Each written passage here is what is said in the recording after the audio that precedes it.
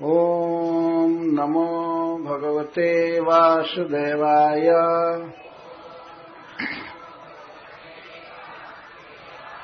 ॐ नमो भगवते वासुदेवाय।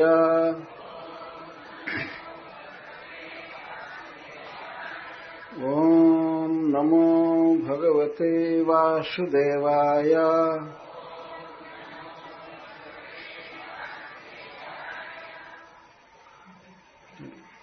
श्लोक 20 से प्रारंभ करते हैं। 16-20। उत्तिष्ठस्व पुरुषां भगवन्तं जनार्दनं सर्वभूतगुहावासं वासुदेवं जगद्गुरुं उपतिष्ठस्व पुरुषां भगवन्तं जनार्दनं सर्वभूतगुहावासं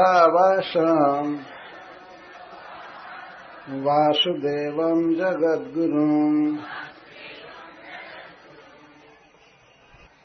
उपतिष्ठस्व,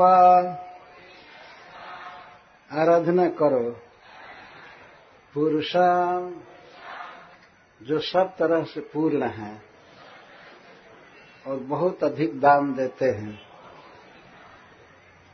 भगवंतं, जो 6 ऐश्वर्यों से परिपूर्ण हैं, जनार्दनं, जो भक्तों के अपराध को सह लेते हैं, भक्तों पर कृपा करते हैं, पालन करते हैं, सर्वभूत गुहावासम, समस्त जीवों के हृदय रूपी गुफा में जो रहते हैं, वासुदेवम, जो इस जगत को उत्पन्न करते हैं, सब में समाये हुए हैं, जगत गुरु, वो ब्रह्मा आदि समस्त जीवों के हितकर्ता हैं। तो आपके धैर्य के लिए मैं धन्यवाद देता हूं। आवृत्ति के समय भी बहुत धैर्य ही रखना पड़ता है कि कब कथा चालू होगी, कब। लेकिन यह भी एक कीर्तन है और इसके पहले जो गीत हो रहा था वह भी कीर्तन है, भजन है। भगवान का नाम गाया जा रहा है, भगवान का गुण गाया जा रहा है और इन संस्कृत के श्लोकों में भी भगवान का ही गुण हो रहा है। इसकी आवृत्ति करना महामंत्र के कीर्तन जैसा ही है। तो आप धैर्य रखें। और आज मैं आपसे विनय करूंगा कि कुछ और भी ज्यादा देर धैर्य रखेंगे, 8:30 के बाद भी, क्योंकि प्रसंग बहुत लंबा है।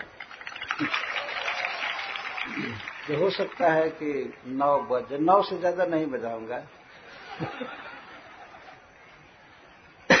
मेरी आदत नहीं है टाइम एक्सीड करने का, लेकिन आज कुछ प्रसंग ऐसा है कि आधा घंटा बढ़ सकता है। स्वीकार है ना? जय, धन्यवाद। इस स्थान पर कल कथा हो रही थी कि माता अदिति अपने पतिदेव श्री कश्यप जी से रो रो करके कह रही थी कि हमारे पुत्र स्थान से निकाल दिए गए हैं, उनका स्वर्ग छीन लिया गया है और उनका यश और श्री तेज सब कुछ छीन लिया गया है। आप ऐसी कृपा करें कि हमारे पुत्र फिर से स्वर्ग पा जाए। आप समर्थ हैं, आप प्रभु हैं, भगवान का आपने भजन किया है, आप में बहुत शक्ति है, आप कृपा कीजिए। तो श्री कश्यप जी थोड़ा मुस्कुराने लगे और लगे कहने की देखो, इतने बड़े व्यक्ति में भी इतना अज्ञान, ये हमारा पुत्र है, ये हमारा पति है। तो उन्होंने 1.5 श्लोकों में उनको उसको ज्ञान दिया। अहो माया बलम विष्णु स्नेह बद्धमिदम जगत। ये सारा संसार, देवता हो चाहे दैत्य हो, मनुष्य हो, पशु पक्षी, सभी स्नेह के बंधन में बंधे हुए हैं। भगवान ने वास्तव में सब में स्नेह दिया है, अफेक्शन, स्नेह के कारण एक दूसरे का पालन करते हैं, प्रेम करते हैं। ये भगवान की माया का बल है। कहाँ यह अनात्मा शरीर एक दिन छीन लिया जाता है, छूट जाता है, भौतिक देह है और अनात्मा है, आत्मा नहीं है, स्वरूप नहीं है। आत्मा कहाँ प्रकृति से पर है, लेकिन के कस्य पति पुत्र अद्य मोह है वही कारण। कौन किसका पुत्र है और कौन किसका पति है ये कोई भी संबंधी, लेकिन मोह ऐसा है, अज्ञान, देह में अहंता और स्वजनों में ममता। ये अहंता ममता ही ये सब राग द्वेष हर्ष विषाद कराती रहती। इस कहने का उनका आशय था कि प्रिय तुम छोड़ो ये सब मोह जाल, भगवान का भजन करो, कोई राजा बने, कुछ भी हो।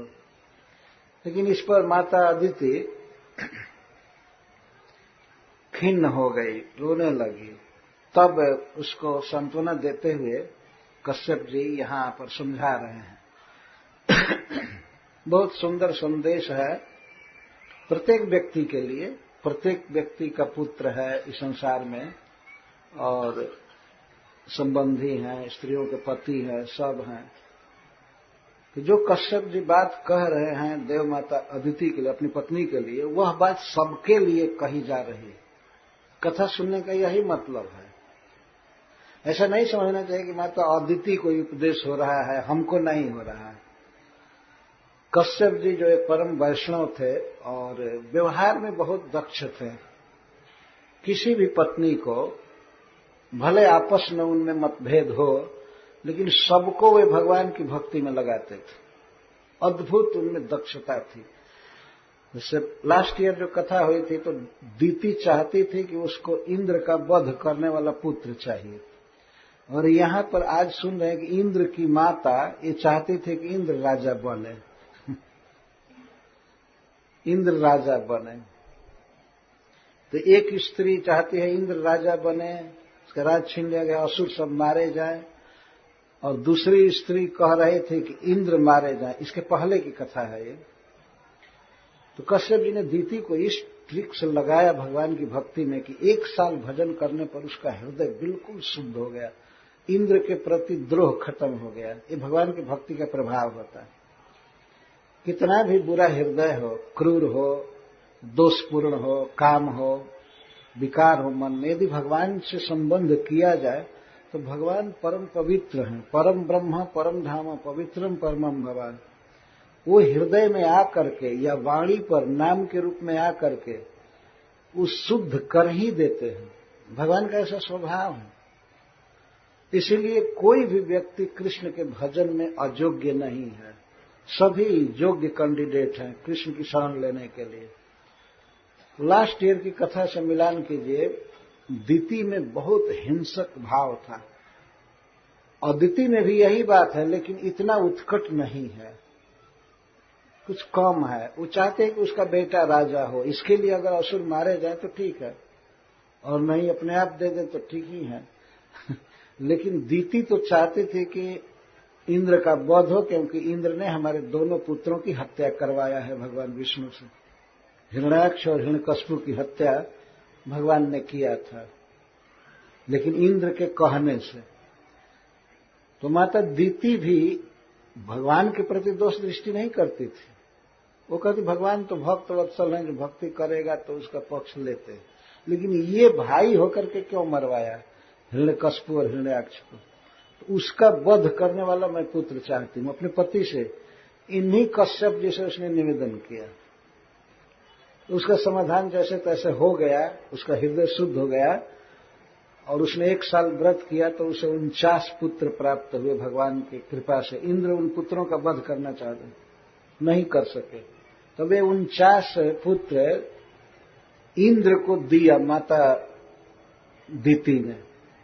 कहा कि बेटा तुम इनको ले जाओ, मैं नहीं चाहती हूं कि असुर के समाज में रहे। ऐसी कृपा किया दीति ने।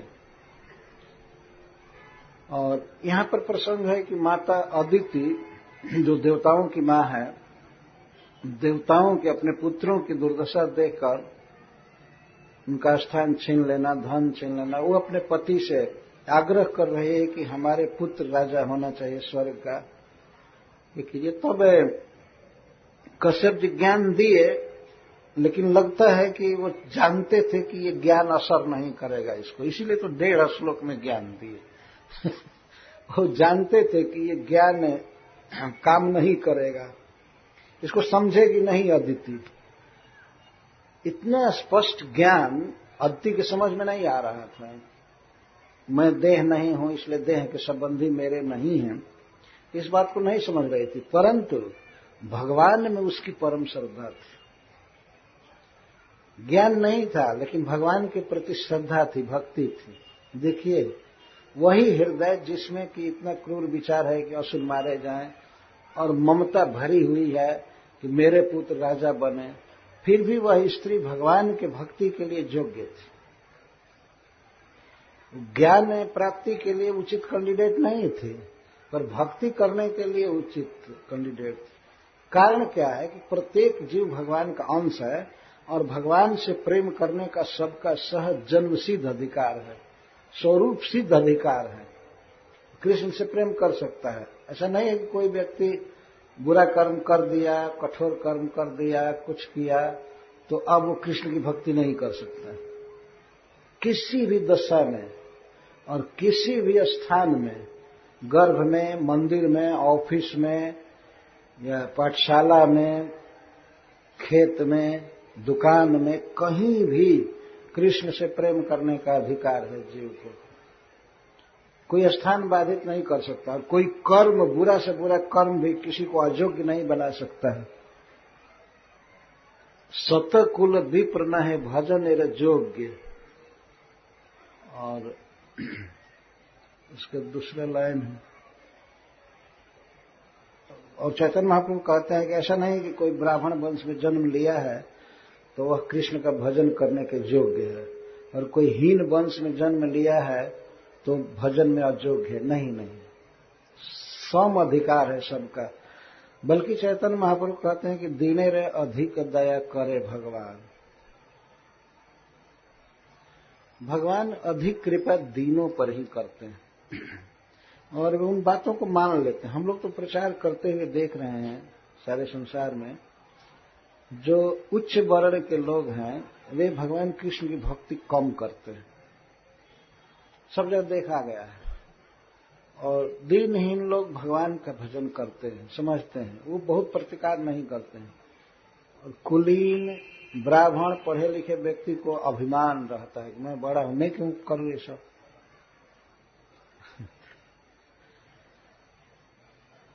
तो ऐसा हृदय, माता अदिति जैसा हृदय जो पुत्रों की ममता से भरा हुआ है और क्रूर विचार है, असुरों का वध हो, उनसे राज्य छीना जाए, स्वर्ग छीना जाए, तो ऐसा हृदय भगवान की भक्ति के योग्य है, अयोग्य नहीं हो गया।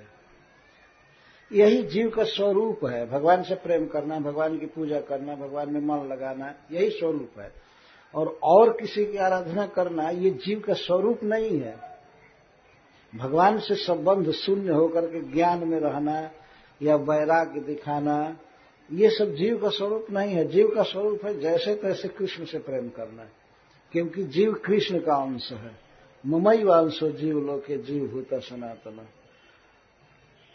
केवल भगवान कह सकते हैं किसी को कि यह मेरा है, और किसी को राइट नहीं है कहने का। कहता है ठीक है, व्यवहार में काम चलावे, लेकिन समझे कि हमारा कोई नहीं है।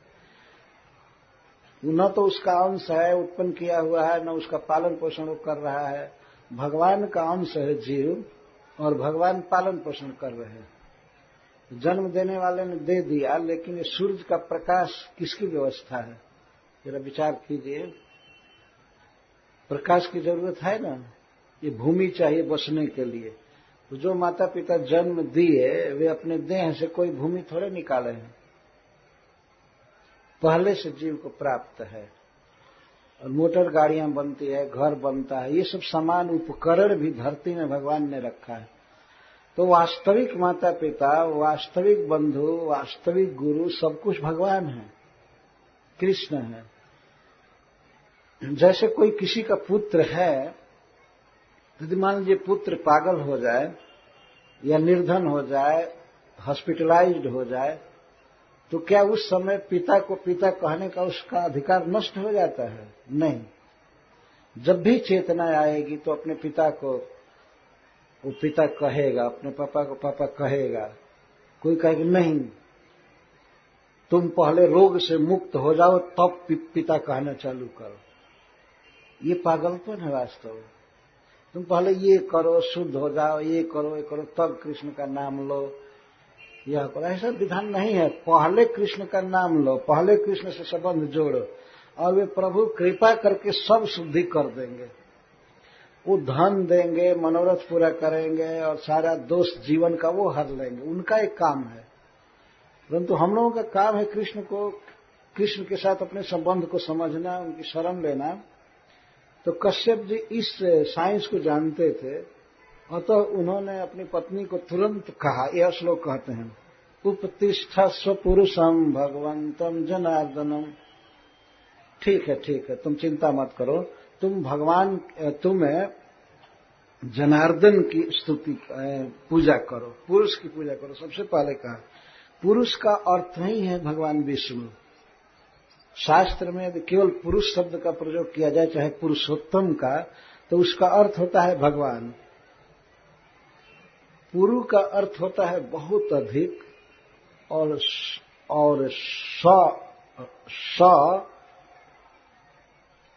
संस्कृत में दाने, का अर्थ दान देना। तो जो बहुत अधिक दान दे, बहुत अधिक, जीव उतना कामना भी नहीं कर पाएगा जितना भगवान देते हैं। जीवों को बहुत देते हैं, खिलाते पिलाते हैं, और भक्तों को बहुत देते हैं, इसलिए उनको पुरुष कहते हैं। और पुरुष का एक अर्थ है जो बिल्कुल पूर्ण है, धन में, जस में, किसी भी विषय में वो पूर्ण है, तो उनको पुरुष कहते हैं। अच्छा, पुरुष का भजन करो। जो स्वयं अपूर्ण है, स्वयं दरिद्र है, उसका भजन करके क्या करोगी? इसका मतलब है कि देवताओं का भजन निषेध कर रहे हैं। अपनी रोती हुई पत्नी को कह रहे हैं कि प्रिय, तुम्हारे मनोरथ को केवल पुरुष पूरा कर सकते हैं, विष्णु पूरा कर सकते हैं, और किसी में सामर्थ्य नहीं है। तो पुरुष शब्द के द्वारा पूर्णता बोध कर रहे हैं। तो जो पूरा है, जिसमें सर्वशक्ति है, वही किसी के मनोरथ को पूरा कर सकता है। तो माता अदिति ने कहा कि आखिर जो इतने बड़े हैं तो इतने गरीब लोगों पर ध्यान देंगे वे? तब कश्यप जी कहते हैं जनार्दनम, वे जनार्दन है। अर्दन याचना के शब्द में भी होता है और अर्दन दान के भी अर्थ में होता है। वे भक्तों की रक्षा करते हैं, भक्तों का पालन करते हैं, जन को अपने भक्तों का पालन करते हैं, उनका स्वभाव है। अथवा जन का अर्थ है जन्म मृत्यु में पड़ा हुआ व्यक्ति। जो जन्म मृत्यु के अधीन है, उसको भगवान बहुत सहारा देते हैं। और जन का एक और भी अर्थ है बलि महाराज। बलि महाराज उनके भक्त हैं। ये कश्यप जी के मुख से सरस्वती अपने आप अर्थ निकल रही। अपने जन से वे याचना करेंगे। भगवान का यहां तक स्वभाव है।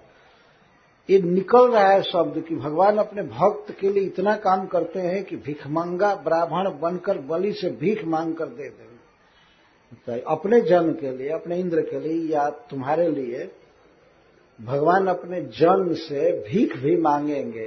ये भविष्य में होने वाली लीला स्फुरित हो रही है वाणी पर अपने आप। अर्दन का अर्थ यदि याचना किया जाए, जन अर्दन, बलि से याचना करेंगे और देंगे, ये अर्थ हुआ है। ये जनार्दन है। कौन ऐसा व्यक्ति जो इतना बड़ा होकर के और अपने भक्त के लिए भीख मांगे? माता अदिति के 12 दिन के व्रत से प्रसन्न होकर भगवान बलि महाराज के पास गए, एक असुर के पास, और उनको भीख मांगने में थोड़ी भी शर्म नहीं आई। एक असुर के पास हाथ पसारने में, और यहां तक कि छलपूर्ण झूठ बोलने में भी कि थोड़ी सी जमीन चाहिए, क्लियर खोलकर नहीं कहे कि हमको पूरा ब्रह्मांड चाहिए। तो भगवान ने ये सब लीला के द्वारा दिखा रहे हैं कि मैं अपने भक्तों के मनोरथ की पूर्ति के लिए जहां ऐश्वर्य प्रकट करना है तो कुछ भी ऐश्वर्य प्रकट करूंगा, युद्ध करूंगा, ये करूंगा। और जहां युद्ध उचित नहीं है, जैसे बलि महाराज से युद्ध उचित नहीं था, तो वहां मैं भीख मांग करके भी अपने भक्त का मनोरथ पूरा करता हूं। भगवान भीख मांगने गए तो तीनों लोग भीख में मांग कर लाए। तो भगवान का भीख भी तो बहुत बड़ा होगा ना। भगवान जो भीख मांगे तो भगवान जैसा भी वो भी महान होगा। भिखमंगा बने तो पूरा ब्रह्मांड भीख मांग करके लाए। यद्यपि भगवान का ही सब कुछ है, फिर भी अपने भक्तों के लिए भगवान ये लीला करते हैं। जनार्दन शब्द का ये अर्थ है कि अपने भक्त बलि महाराज से वे याचना करेंगे, इतनी कृपा करेंगे। प्रकट अर्थ नहीं कर रहे हैं, इस छिपा हुआ अर्थ है। तो माता अदिति ने भी कहा कि तो जब प्रभु इतने महान हैं तो सब किसी दिन इनके दुख को कैसे समझेंगे? तो कौन दुख पहुंचाएगा, कौन सूचना देगा, कौन फोन करेगा या ईमेल भेजेगा? तब कश्यप जी कहते हैं सर्वभूत गुहावासम। उनको कहने की दूर नहीं है, सभी जीवों के अंतःकरण में ही है, सबके हृदय में बसते हैं।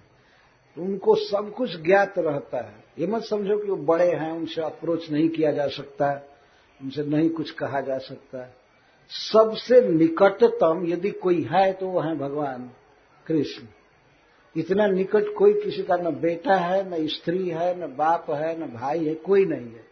सब में बहुत दूरी है ना, लेकिन भगवान तो बिल्कुल हृदय के कोर में, हृदय के गुहा में, गुहा कहते हैं गुफा को, अंतःकरण में रहते हैं। इतना निकट, भगवान जैसा निकट कोई हो ही नहीं सकता है।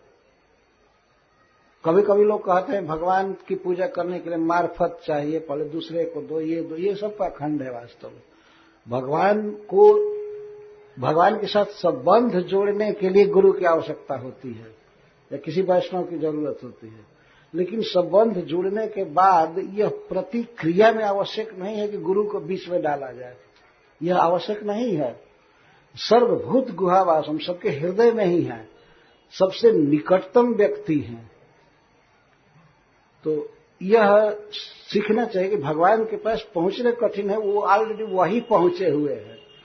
और हम नहीं भी बोलेंगे, बोलना नहीं भी आएगा, मांगना नहीं आएगा, पर प्रभु तो अंतःकरण के साक्षी हमारी इच्छा को जान जाएंगे, अपने आप बिना बताए जान जाते हैं। जैसा माता अदिति से वो कहेंगे, पयोव्रत के बाद जब प्रकट हुए तो भगवान कहते हैं कि देव मातर भवत्या में विज्ञातम चिरकांक्षितम। यदि माँ अदिति ने नहीं कहा कुछ भी, लेकिन भगवान कहते हैं कि हे देव माता, बहुत काल से तुम्हारे हृदय में जो इच्छा है उसको मैं जानता हूं। अपने आप कहते हैं विज्ञातम, मुझे ज्ञात है। क्या ज्ञात है? तो तुम्हारे अपने पुत्रों के विषय में जो इच्छा है वो मुझे ज्ञात है। तुम यही चाहते हो ना कि तुम्हारे पुत्र स्वर्ग के राजा बने, स्वर्ग में खेलें, और तुम ये भी चाहते हो कि असुर सब मारे जाएं, उनकी स्त्रियां रोवें, विलाप करें। स्पष्ट भगवान बोल रहे हैं। यद्यपि माता अदिति ने संकोच से कुछ कहा नहीं भगवान से। तो सर्वभूत गुहावासम, भक्त के एक एक इच्छा को वो बिना कहे जानते हैं, बिना कहे जानते हैं। ब्रह्मा जी ने भी देवताओं से कहा दशम स्कंध में, पूरई व पुंसा व धृतो धरा ज्वरो।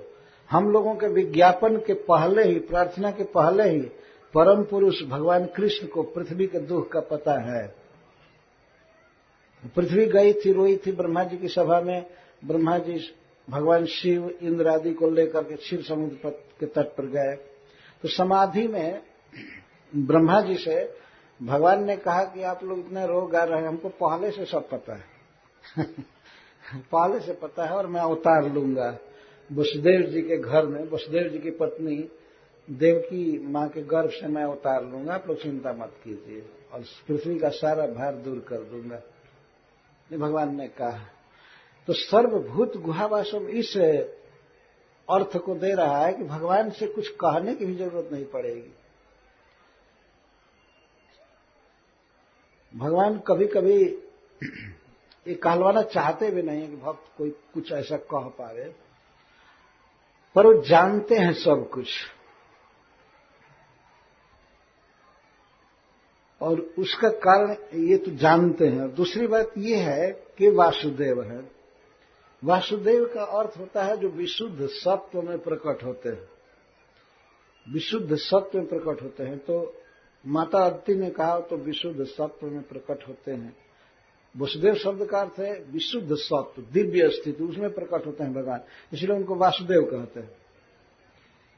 परंतु यहां पर कश्यप जी यह कह रहे हैं कि वही विश्व के रचयिता हैं, वही पालक हैं, तो भक्त का पालन क्यों नहीं करेंगे?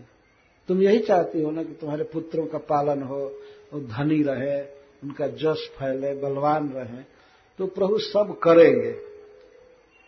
और दूसरी बात है कि वे स्वभाव से ही समस्त जीवों के हितैषी हैं, स्वभाव से। जगत गुरु, गुरु का अर्थ होता है हित करता, जो हित करे वो गुरु है। जो अपने अधीनस्थ या सबॉर्डिनेट शिष्य को, पुत्र को या जनता को जो हित, जनता का हित करे, अपने आप उसको गुरु कहा जाता है। अपने आप उनके हित की चिंता करता है, हित की व्यवस्था करता है। तो भगवान तो केवल 2-4 या 10-20 हजार के गुरु नहीं है, समस्त जीवों के हितैषी, सुहृदम सर्वभूतानां। भगवान गीता में कहते हैं कि मैं समस्त जीवों का सुहृद हूं। सुहृद का अर्थ होता है जो बिना कारण के हित करे, भलाई करे, उसको सुहृद कहते हैं। तो भगवान केवल मनुष्यों के ही नहीं, देवताओं के ही नहीं, चर अचर समस्त जीवों के हितैषी, ये भगवान का स्वभाव है। तो जो व्यक्ति स्वभाव से ही चर अचर देवता दानव सबका हितैषी है, तो वह अपने भक्त का हित क्यों नहीं करेगा? विचार करो। तो भगवान का ये स्वभाव है। मनुष्यों में ये बातें बहुत कम आती हैं। कुछ लोग संघ बनाते हैं, कहते हैं, तो कहते हैं मानव सेवा। तो मानव सेवा पर विचार करो, मनुष्य की सेवा होनी चाहिए। सारी गायों को काट करके इनके पेट में डाल देना चाहिए, इससे इनका हित होगा। गौओं के हित पर कोई विचार नहीं है। दूसरे जीव कितने दुखी हैं इस जगत में, भगवान की इस दुनिया में दूसरे जीव किस तरह गुजारा कर रहे हैं, किस तरह कष्ट से उनको भोजन नहीं मिलता है, परिश्रम ज्यादा लिया जाता है, और अंत में बूचर में खाने में, कसाई खानों में उनको किस तरह काट दिया जाता है। ये मनुष्य जो मनुष्य की सेवा की बात करते हैं, इन गधों की दृष्टि ही नहीं है कि उन जीवों में भी भगवान है और वे जीव भी सुख दुख का अनुभव करते हैं। अपने को बहुत पढ़ा लिखा एडवांस समझते हैं। कहते हैं इनमें एनिमल्स हैव नो सोल, ये कहते हैं एनिमल्स हैव नो सोल, पशुओं में आत्मा नहीं है। साफ बोलते हैं मांस खाने वाले लोग, मनुष्य का हित करो, मनुष्य का हित करो, मनुष्य का हित करो। मनुष्य को भी नहीं समझ पाते हैं। और जो व्यक्ति यह कह सकता है कि पशुओं में आत्मा नहीं है, वास्तव में वो गधा है, पत्थर का हृदय है। गधा भी नहीं है, गधा में भी तो कुछ सेंस होगा वास्तव में। उसको क्या कहा जाए उस शैतान को? कहता है पशुओं में आत्मा नहीं है, जीव नहीं है। जीव का लक्षण जानते ही नहीं है कि क्या है। जीव का कौन सा ऐसा लक्षण है जो पशु में नहीं पाया जाता है? जरा पूछिए उन लोगों से। धड़ल्ले कह देते हैं एनिमल्स हैव नो सोल, पशुओं में आत्मा नहीं है। वे इतने जीव भरे पड़े हैं इस विश्व में, पशु हैं अनेक प्रकार के, मछलियां हैं, पेड़ पौधे, कीड़े मकोड़े, सबके हित की चिंता करने वाला, सबका हित करने वाला भगवान कृष्ण है। इसलिए उनको जगत गुरु कहते हैं। सबको ज्ञान देते हैं, सबको समझ देते हैं, सबका पालन पोषण करते हैं, हित करते हैं, इसलिए उनको गुरु कहते हैं। तो भगवान कृष्ण जगत गुरु हैं। ऐसे व्यक्ति का भजन करना चाहिए, ऐसे भगवान की उपासना करनी चाहिए। तो सबके बाद अंतिम विशेषण भगवान का लगा रहे हैं भगवंतम। भग का अर्थ है 6 ऐश्वर्य, पूर्ण धन, पूर्ण बल, पूर्ण वैराग्य, पूर्ण यश जिसमें हो, पूर्ण सुंदरता, वो है भगवान। जो सब तरह से सभी चीज से पूर्ण है, उसी की शरण लेनी चाहिए। और ये दरिद्र देवताओं की शरण लेकर करेंगे क्या? अभी क्या शरण लेंगे, उनका स्थान छीन लिया गया है। वो दर दर मारे मारे फिर रहे हैं। उनके माता पिता रो रहे हैं, इधर उनकी मां रो रही है, देवताओं की मां रो रही है। अंत में कौन काम आया? विष्णु काम आए ना, भगवान काम आए। तो ये भी इतिहास सुनते हैं, भागवत सुनते हैं, फिर भी दूसरे की शरण लेते। ये बहुत बड़ा अज्ञान है। भागवत में देवता लोग स्वयं कहे हैं भगवान से कि हे प्रभु, जो कोई व्यक्ति आपकी शरण छोड़ करके किसी दूसरे की शरण लेता है, देवताओं की शरण लेता है, तो वह कुत्ते की पूंछ पकड़कर समुद्र पार करना चाहता है। वो लोग खुद कहे हैं 6ठे स्कंध में, स्वलांगुने नाति तितर्त सिंधु। स्व माने कुत्ता, लांगुल माने पूंछ। किसी को समुद्र पार करना हो और कोई व्यक्ति देखे कि कुत्ता नहा रहा है किनारे, तो वो सोचे कि इसकी पूंछ पकड़ करके इस सागर को पार कर जाएंगे। तो कुत्ता कितना दूर जाएगा सोचिए, 2-4 मीटर भी नहीं जा सकता। ये पूंछ पकड़ेगा तो और डूब जाएगा। वो जो स्वयं डूबेगा वो दूसरे को क्या खींचकर पार करेगा? क्यों देवताओं की शरण ली जाए? क्यों किसी मनुष्य की शरण ली जाए? क्या है उनमें दम? कुछ भी दम नहीं है। इसीलिए भगवान के सब विशेषण कश्यप जी दे रहे हैं। उपतिष्ठस्व पुरुषम भगवंतम जनार्दनम सर्वभूत गुहावासम वासुदेवम जगद्गुरु। बड़ा से बड़ा व्यक्ति संसार में कुछ हो जाता है उसके स्वजन को, तो कहता है तो हमें तो पता ही नहीं चला। तो तुम सर्वभूत गुहावास थोड़े हो, तुमको कैसे पता होगा? कोई फोन करेगा, बताएगा, तब पता होगा। तब तक तो दुर्घटना हो जाती है। कोई बहुत बड़ी घटना जब हो जाती है, रेल दुर्घटना या घटना, तब मिनिस्टर लोग जुटते हैं और कहते हैं तो ईश्वर की इच्छा। तो अब क्या करेंगे? घटना हो जाती, इसके बाद पता चलता है। अगर अंतर्जामी होते, दूसरे जीवों के हृदय में प्रवेश किए होते, टेररिस्ट लोगों के हृदय में भी होते, तो पता लगा लेते ना कि ये एक्सीडेंट करेगा, इधर विनाश करेगा, तो पहले से सारा उपाय कर लेते। तो ज्ञान नहीं, क्या कोई कर सकता है? एकमात्र भगवान ही सब तरह से परिपूर्ण है। अतः प्रियतम उनकी शरण लो, ये समझा रहे हैं। सविधास्यति ते कामान हरिर्दीनानुकंपन। भक्तों का दुख हरने में उनकी रुचि रहती है। और दीनानुकंपन, दीनों पर अनुकंपा करते हैं, दया करते हैं। और किसी व्यक्ति से बहुत बड़ा पाप, बहुत बड़ा अपराध भी हुआ है, तो अपने भक्त के अपराध को वे सह लेते हैं, उसे दंडित नहीं करते हैं, उसे शुद्ध कर देते हैं। ये भगवान का स्वभाव है। अगर तुमसे कोई गलती भी होगी पूजा में तो वो ध्यान नहीं देंगे। भगवान की पूजा के विषय में स्वयं ही कहते हैं कि अमोघा भगवत भक्ति। भगवान विष्णु की भक्ति अमोघ होती है। अमोघ का अर्थ है अव्यर्थ, व्यर्थ कभी नहीं होती है। यहां तक कि उसमें त्रुटि भी बहुत रहे तब भी वो पूरा फल देती है।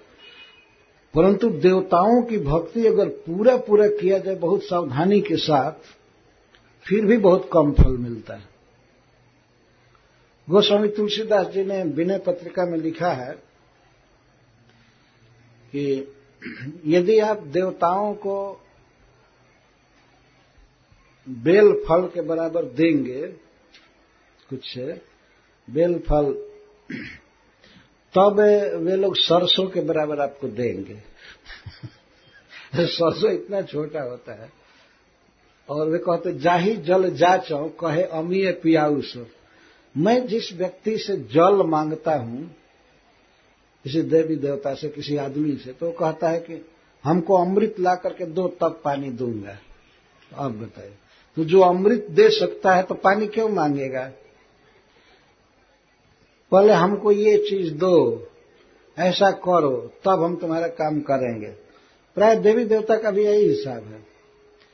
देहात में तो लोग मनौती करते हैं, हे बाबा, हे देवी, आपको हम इतना चीज अर्पण करेंगे, 5 सेर मिठाई खिलाएंगे, हमारा ये काम है, उसको कर दीजिए।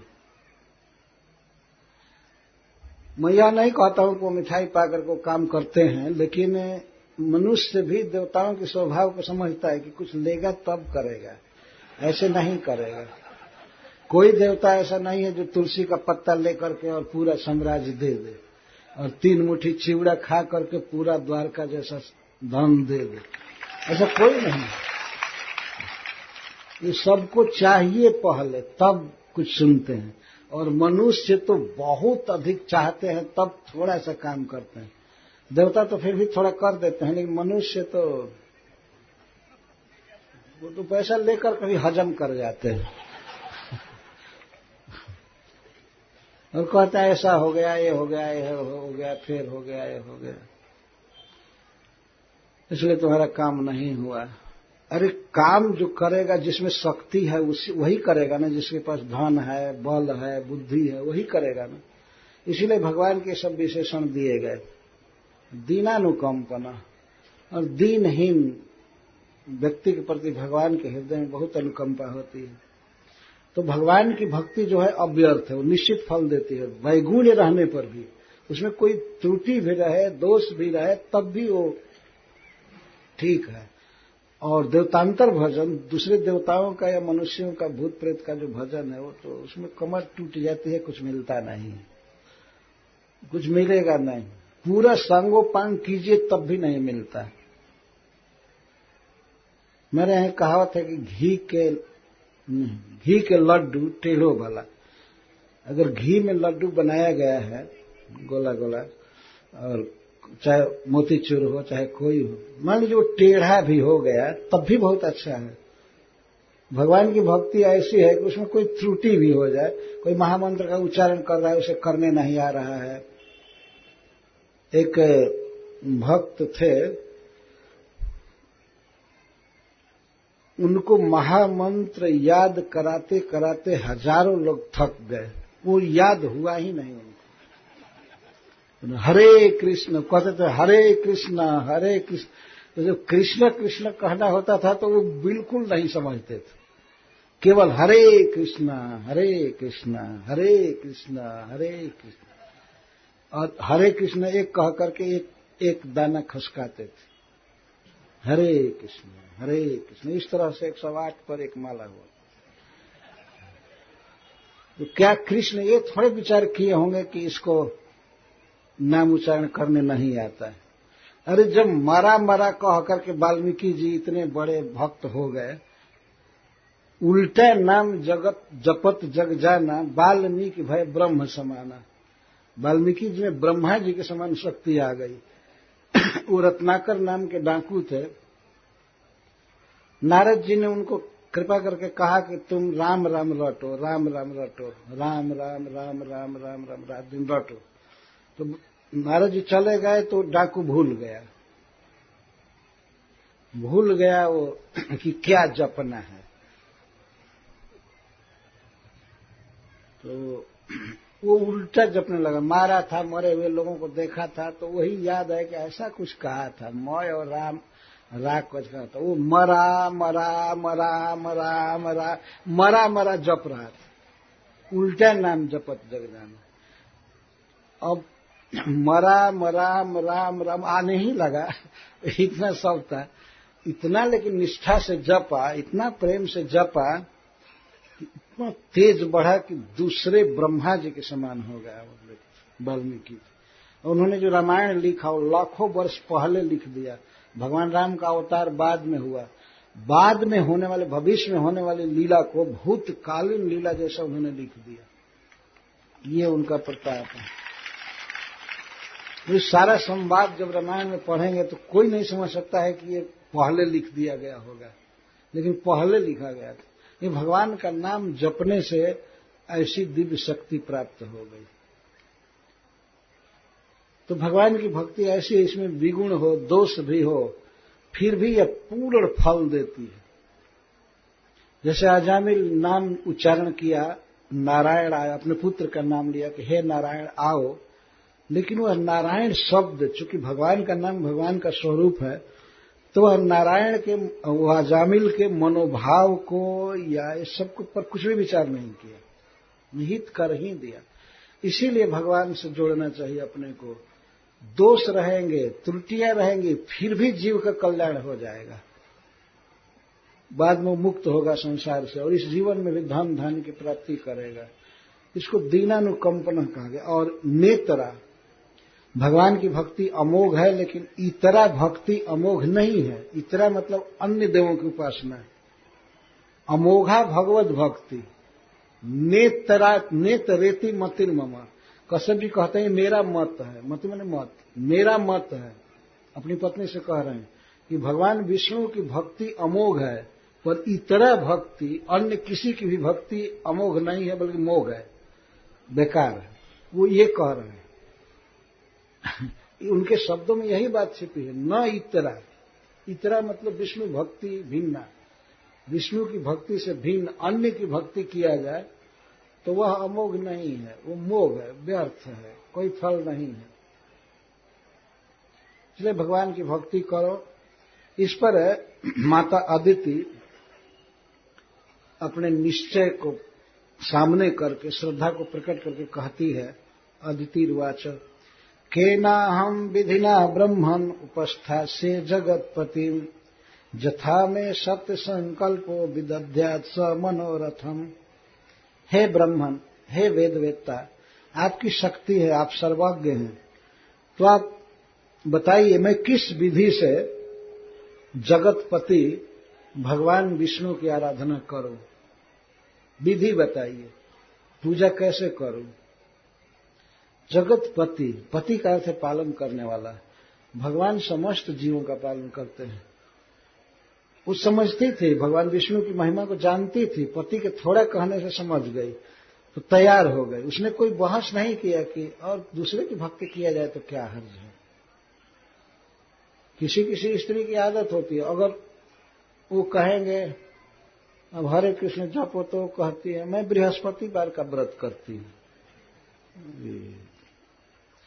ऐसे टांग नहीं अड़ाना चाहिए। यदि कोई वैष्णव है तो आंख बंद करके उसके पीछे चलना चाहिए। नहीं, आपको जो अच्छा लगता है आप वो कीजिए। मैं मंगल व्रत करती हूं, मंगलवार का तो ये व्रत करती। ये दुनिया के व्रत में आग लगा देना चाहिए, खत्म। एकादशी व्रत करना चाहिए और जन्माष्टमी, ये सब व्रत करना चाहिए। भगवान का व्रत करना चाहिए, जो भी व्रत है भगवान के। तो पूछ रही है माता अदिति कि मैं किस विधि से भगवान की आराधना करूं, क्या साधन है, क्या उपाय बताइए। वो विधि बताइए जिससे कि सत्य संकल्प भगवान मेरे मनोरथ को पूरा कर सके, हमारी इच्छा को पूरा कर सके भगवान। वो विधि बताए, किस विधि से हम पर खुश होंगे और हमारा मनोरथ पूरा करेंगे। मतलब हमारे पुत्रों को, इंद्र आदि को राज्य मिलेगा स्वर्ग का, भगवान ऐसा करेंगे। हरे कृष्ण। तो किस विधि से। और दूसरा प्रश्न माता अदिति कर रही है कि पतिदेव, मैं अपने पुत्रों के साथ बहुत दुख में हूं, बहुत दुख में हूं, इसलिए वह विधि बताइए कि भगवान शीघ्र मेरा मनोरथ पूरा कर सके। मनोरथ पूरा करें तो ये नहीं कि लगा दे 2-4 साल ये कुछ काल लगा दे, बाद में देखा जाएगा। नहीं, हमको शीघ्र चाहिए। तो देखिए श्लोक किस तरह बोल रही है। आदिश त्वं द्विज श्रेष्ठ विधिम तदुपधावनम आशु तुष्यति में देव सीदंत्या सह पुत्रकै सह सीदंत्या। मैं पुत्रों के साथ बहुत दुख भोग रही हूं, बहुत दुख भोग रही हूं। मेरे पुत्र दुखी हैं, मैं दुखी हूं, तो पुत्रों के साथ मैं बहुत दुख उठा रही हूं। इसलिए हे द्विज श्रेष्ठ, हे ब्राह्मणों में सबसे श्रेष्ठ, आप हमको वह विधि बताइए आशु तुष्यति में देव, जिस विधि से भगवान हम पर बहुत जल्दी खुश हो जाए, बहुत जल्दी प्रसन्न हो जाए और हम पर कृपा करें, हमारा दुख दूर करें। भगवान जल्दी प्रसन्न होने वाला। मतलब आप विचार कीजिए कि हम ज्यादा दिन नहीं कर पाएंगे, इतना मैं दुखी हूं कि थोड़े दिन भक्ति करूंगी। थोड़े दिन ऐसा साधन बताइए कि जल्दी भगवान को प्रसन्न कर। देखिए अब कश्यप जी उपाय बता रहे हैं। माता अदिति ने 12-13 दिन का व्रत किया और इसी से भगवान प्रकट हो गए। इतना शीघ्र कौन सा ऐसा साधन है जो भगवान को प्रकट कर सकता है? ये पयोव्रत की विधि बता रहे हैं। इसी के वर्णन में थोड़ी सी देर लगेगी, इसीलिए मैं पहले ही कह दिया कि 9 बज सकता है। ये समझना चाहिए कितनी सुंदर विधि है। 12 दिन में 13 दिन में भगवान को प्रकट कर दिया इस साधन ने। भक्ति में बहुत बड़ा बल है। भक्ति से भगवान को प्राप्त किया जा सकता है। इस स्त्री में, देव माता अदिति में बहुत श्रद्धा है भगवान के प्रति और अपने पति के वचनों में पूर्ण विश्वास है। भगवान पर विश्वास है कि जरूर वे मेरा दुख देख करके प्रकट होंगे, उपाय करेंगे। तब कश्यप जी उपाय बता रहे हैं। एतन में भगवान पृष्ठ प्रजा कामस्य पद्मजः जदाहते प्रवक्ष्यामि व्रतम केशवतोषणम। हे प्रिय, मैंने पहले भगवान पद्मज से, मतलब भगवान ब्रह्मा जी से एक बात पूछा था। मुझे पुत्र की कामना थी, पुत्र प्राप्त करने की कामना थी। तो मैंने ब्रह्मा जी से एक बार पूछा। भगवान पद्मज, कितना आदर है ब्रह्मा जी के प्रति, उनको भगवान पद्मज कह रहे। पद्म का अर्थ है कमल और ज मैंने जन्म। ब्रह्मा जी कमल से जन्म लिए हैं, उनको पद्मज कहते हैं। पद्म से जिसका जन्म हुआ, भगवान पद्मज, बहुत आदर है। सर्वज्ञ, सर्वशक्तिमान ब्रह्मा जी से मैंने पूछा, अपने दादा से पूछा, अपने पितामह से पूछा। प्रजा कामस्य, मुझे पुत्रों की इच्छा थी, पुत्र प्राप्त करने की इच्छा थी। तो मैंने ब्रह्मा जी से पूछा कि क्या उपाय करने से पुत्र प्राप्त होंगे अच्छे अच्छे। तो भगवान ब्रह्मा जी ने एक विधि बताई। जदा, जो कहा, ते प्रवक्ष्यामि, तो उस तुभ्यम प्रवक्ष्यामि, मैं तुमसे वो बताने जा रहा हूं। व्रतम, एक व्रत, केशव तोषणम, जो भगवान श्री कृष्ण को, विष्णु को प्रसन्न कर देता है, उनको संतुष्ट करने वाला व्रत। क का अर्थ है ब्रह्मा जी और ईश का अर्थ होता है शिव जी। प्राय भगवान शिव को ईश्वर कहते भी हैं। कहीं भी नाम है तो उनमें ईश्वर जुड़ा हुआ है। नागेश्वर महादेव, यह महादेव, यह महादेव, ईश्वर शब्द जुड़ा है। तो ईश शब्द प्रचलित है भगवान शिव के लिए। और क का अर्थ है ब्रह्मा जी। तो क ब्रह्मा, ईश शिव, इन दोनों को व का अर्थ है सुखम ददाति। व का अर्थ है सुख, जो दोनों को सुख देते हैं, ब्रह्मा जी को और शिव जी को भी सुख देते हैं, दोनों जिनके दास हैं, ये भाव है। ब्रह्मा और शिव को भी सुख देने वाले, या वह का अर्थ अपने वश में रखने वाले केशव को, भगवान विष्णु को यह व्रत संतुष्ट करता है। इसका अर्थ है कि सबसे बड़ा व्रत है जो ब्रह्मा और शिव के भी स्वामी भगवान को संतुष्ट कर देता है। केशव तोषणम व्रत, वो मैं तुमसे बता रहा हूं। तो वचन की दृढ़ता के लिए, इसके सत्य के प्रतिपादन के लिए वे संप्रदाय परंपरा भी बता रहे हैं कि हमको ब्रह्मा जी ने कहा है। आजकल के लोग जब प्रवचन करते हैं तो सीधे कह देते हैं ये मेरा एक्सपीरियंस है, मेरा रियलाइजेशन है। अरे तुम्हारा रियलाइजेशन क्या कीमत रखता है? तुम्हारा रियलाइजेशन। यह कश्यप जी बोल रहे हैं, देवताओं के पिता, लेकिन कह रहे हैं कि हमको भगवान ब्रह्मा जी ने ये बताया।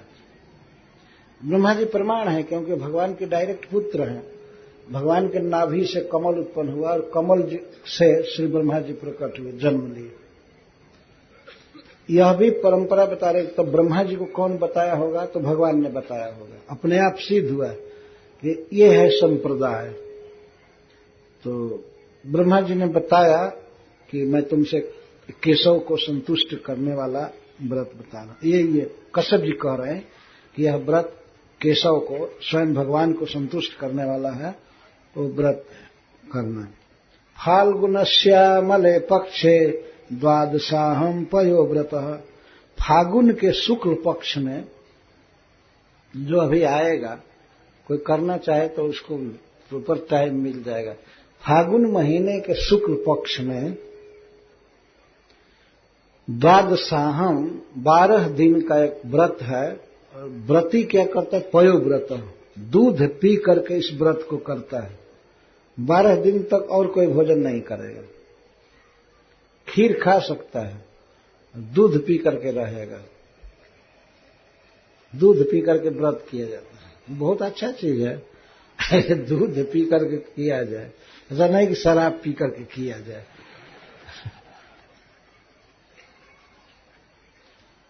कई लोग तो ऐसे कर ही नहीं पाएंगे। देवी देवता की भी जो आराधना होती है तो उसमें भी शुद्ध आहार करना पहला नियम होता है। लेकिन लोग झूठ मूठ कैसे बना लिए हैं बहाना, ये खाओ ये पियो। हमने सुना है कि नवरात्र में देवी जी की आराधना में भी लोग फल खाते हैं और महाशराबी भी 9 दिन शराब नहीं पीता है, ऐसा है ना। तो दूध पीने के लिए कह रहे हैं, दूध पीने से सात्विक वृत्ति रहती है। दूध पी करके 12 दिन का व्रत करना है। और चेत अरविंदाक्षम, ये व्रत क्या है कि अरविंदाक्ष का पूजन करना है, कमल नयन भगवान का पूजन करना है 12 दिन। आहार दूध, पय का अर्थ दूध, तो पय पी करके दूध किया जाता है, इसीलिए इसका नाम है पयो व्रत। और 12 दिन का व्रत है। तो ये व्रत क्या है, तो उसको कश्यप जी और प्रकट कर रहे हैं कि ये व्रत है अरविंदाक्ष का पूजन।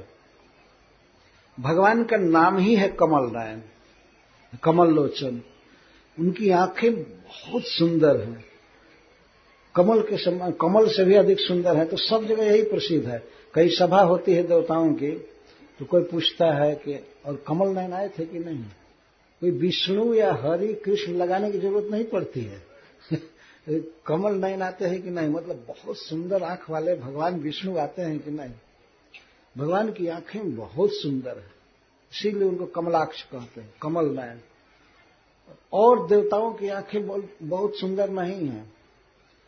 भागवत में तो लिखा गया है, शिव जी का खास ससुर कह रहा है शिव जी को कि इसकी आंख बानर की आंख जैसी है, मरकट लोचन। मैंने अपनी लड़की का विवाह कर दिया, मैं बहुत धोखा में पड़ गया। भले वो दोष दृष्टि करके कह रहा है, लेकिन कुछ न कुछ सच्चाई थी। भगवान इतना सुंदर है, तो सुंदर भगवान का भजन करना चाहिए ना। ये विकट वेश धारण किए हुए, गले में सांप लगाए हुए कौन भजन करेगा, डर डर लगता है। एक सच्ची घटना बताते हैं लोग कि जिस समय भगवान गणपति जी दूध पी रहे थे, वो घटना कई साल पहले हुई थी, आप लोगों ने सुना होगा, हमने भी देखा था, सही बात है। तो दूध पी रहे थे तो एक जगह भगवान शिव की मूर्ति थी और बगल में गणेश जी थे।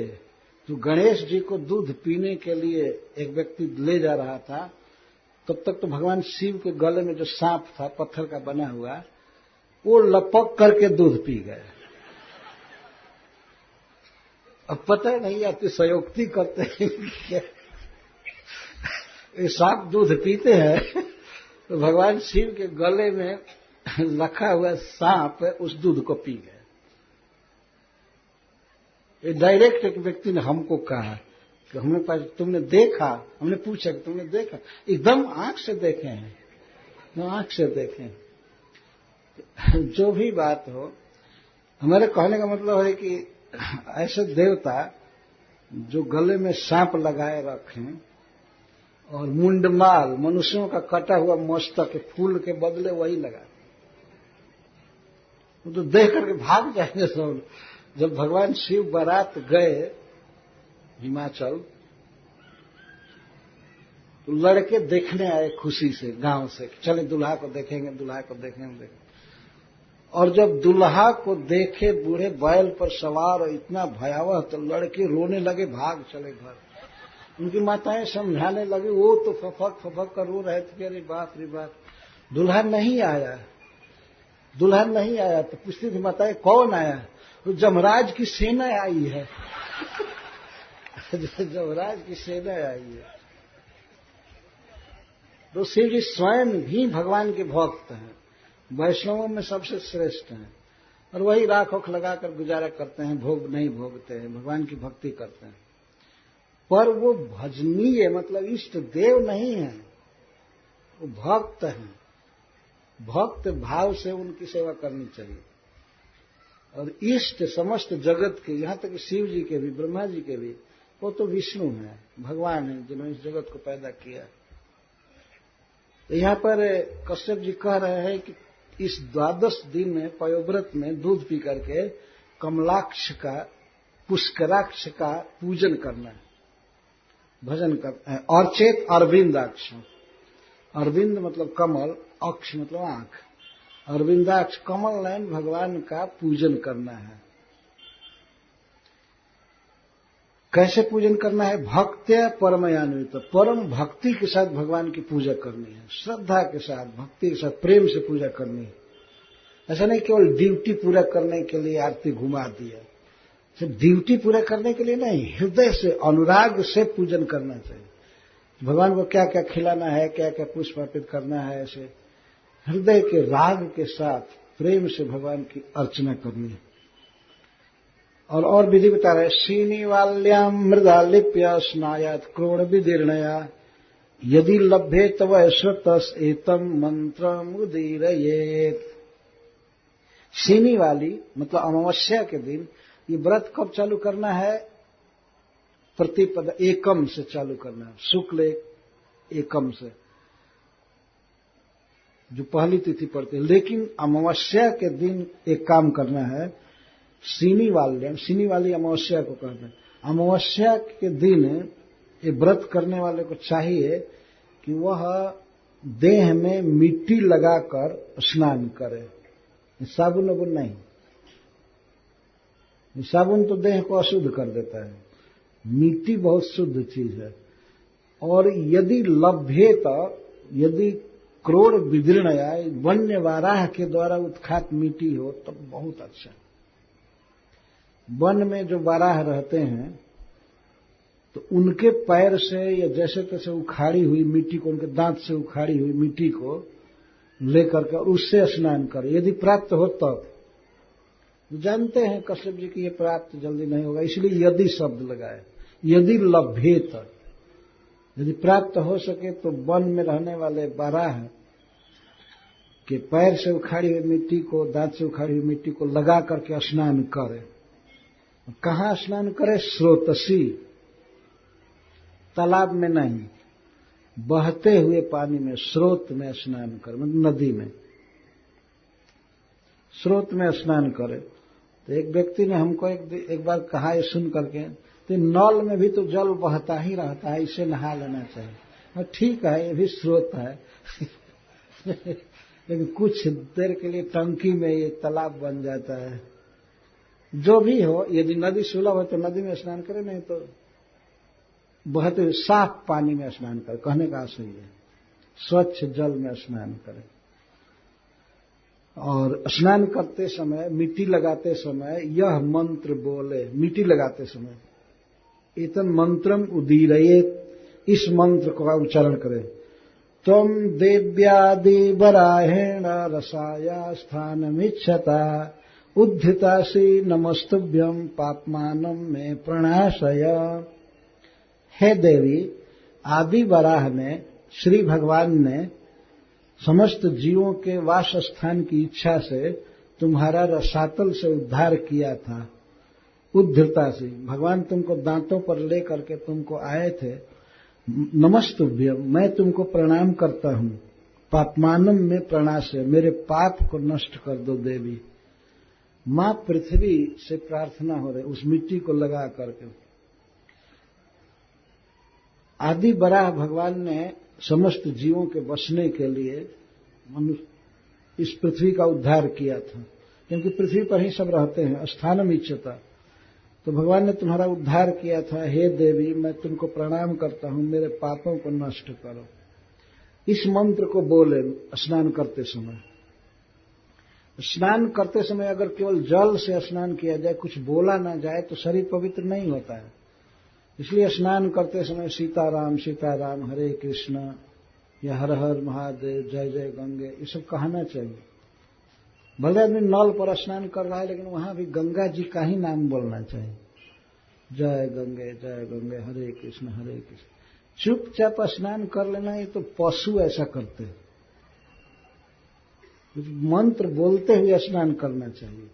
और कोई मंत्र याद नहीं है तो महामंत्र तो है ही, हरे कृष्णा कृष्णा कृष्णा हरे हरे, हरे राम राम राम हरे। तो इस मंत्र को बोलकर स्नान करना चाहिए।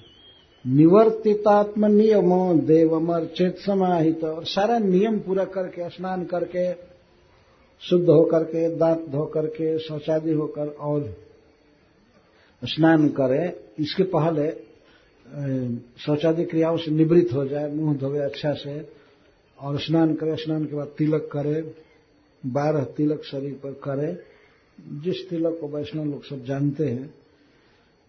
तो इस तरह से शुद्ध होकर के, समाहित चित्त से एकाग्र चित्त होकर के, और तब भगवान की पूजा चालू करे। एकाग्र चित्त का मतलब होता है कहीं दूसरे तरफ चित्त न करे, समाहित। 12 दिन के लिए फोन को बिल्कुल बंद करके रख दे।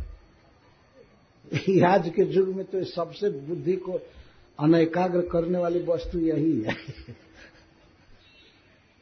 बिल्कुल कोई बातचीत नहीं, कोई काम धंधा नहीं। 12 दिन बहुत ज्यादा नहीं है। 12 दिन वास्तव में जितने बड़े फल की प्राप्ति होगी उस हिसाब से बहुत कम परिश्रम है इसमें। तो समाहित होकर के किसी काम में न लगे। अगर पत्नी कर रही है तो वह कुछ भी नहीं करे पूजा के अलावा। पति सब सामान जुटाएगा, या पुत्र है कोई तो जुटाएगा। खास करके जिस स्त्री को पुत्र नहीं हो रहा है, अगर वह यह व्रत करे तो उसे पुत्र प्राप्त हो ही जाता है। ये देखा गया है। हमने एक बार अपने गांव में ही एक व्यक्ति से करा दिया ये व्रत। मैं रोज जाता था कभी कभी, तो माता जी थी कर रही थी, उनको पुत्र प्राप्त नहीं हुआ तो कर रहे थे, बड़ी श्रद्धा से कर रही थी। लेकिन कम से कम 2 ब्राह्मणों को रोज खिलाना था। तो खिलाती थी, लेकिन उसके पति की श्रद्धा नहीं थी, क्योंकि जन्म से ब्राह्मण नहीं थे।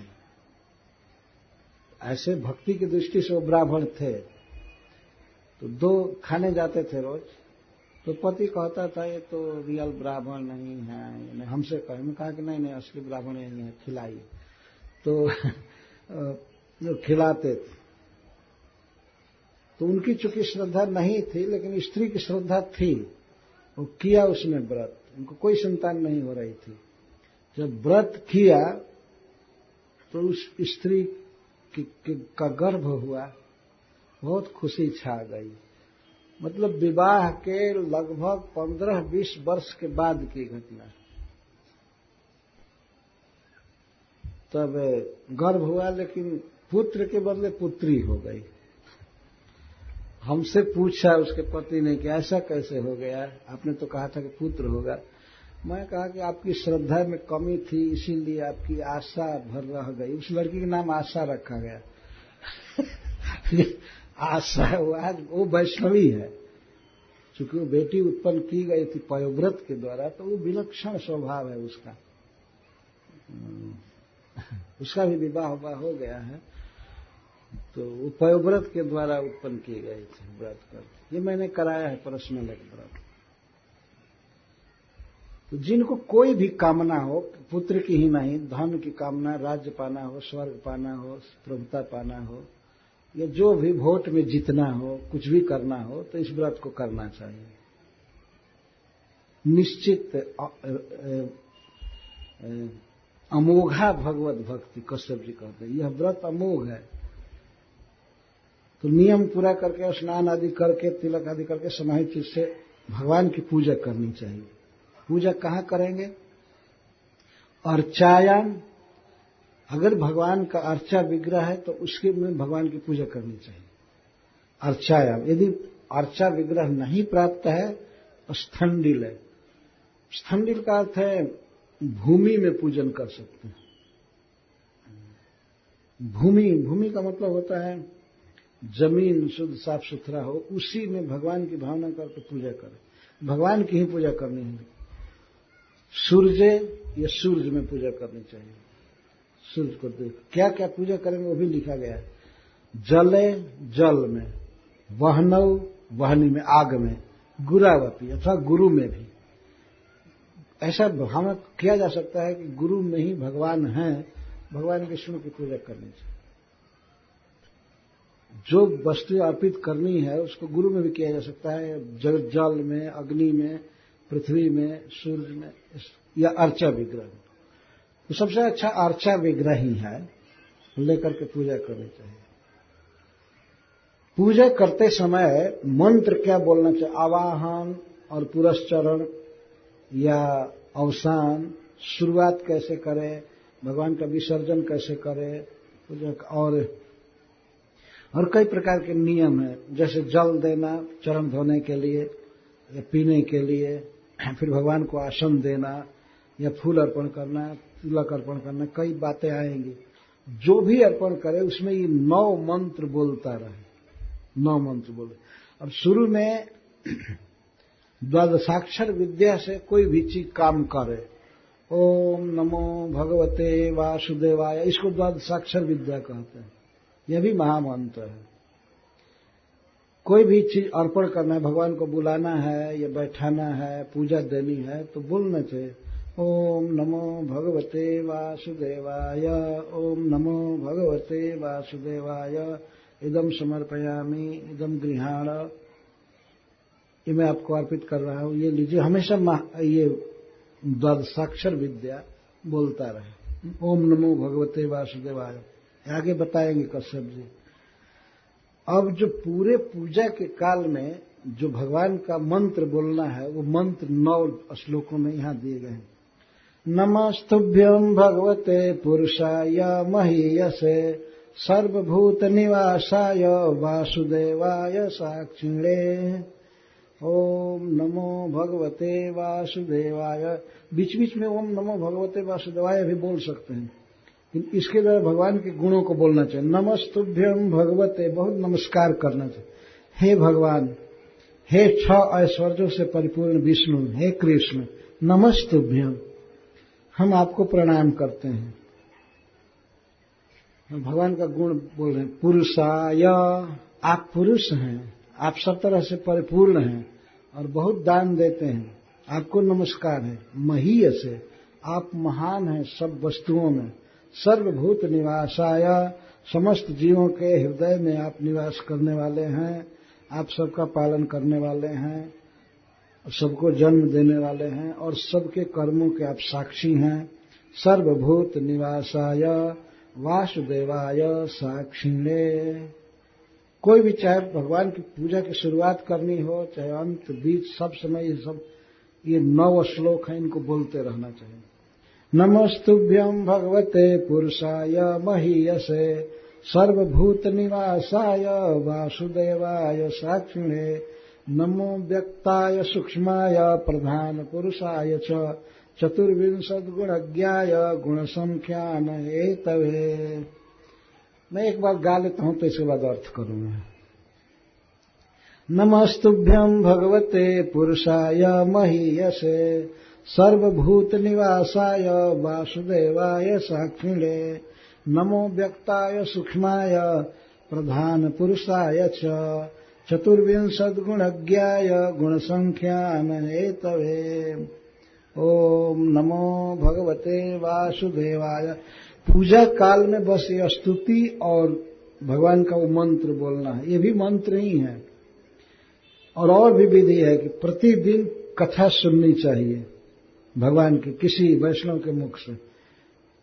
और भी महामंत्र आदि जपने का जो अपना नियम है वो भी जप करे, लेकिन भगवान के कीर्तन के अलावा, श्लोक के अलावा, लीला के अलावा एक शब्द भी न बोले दूसरा, ये नियम है।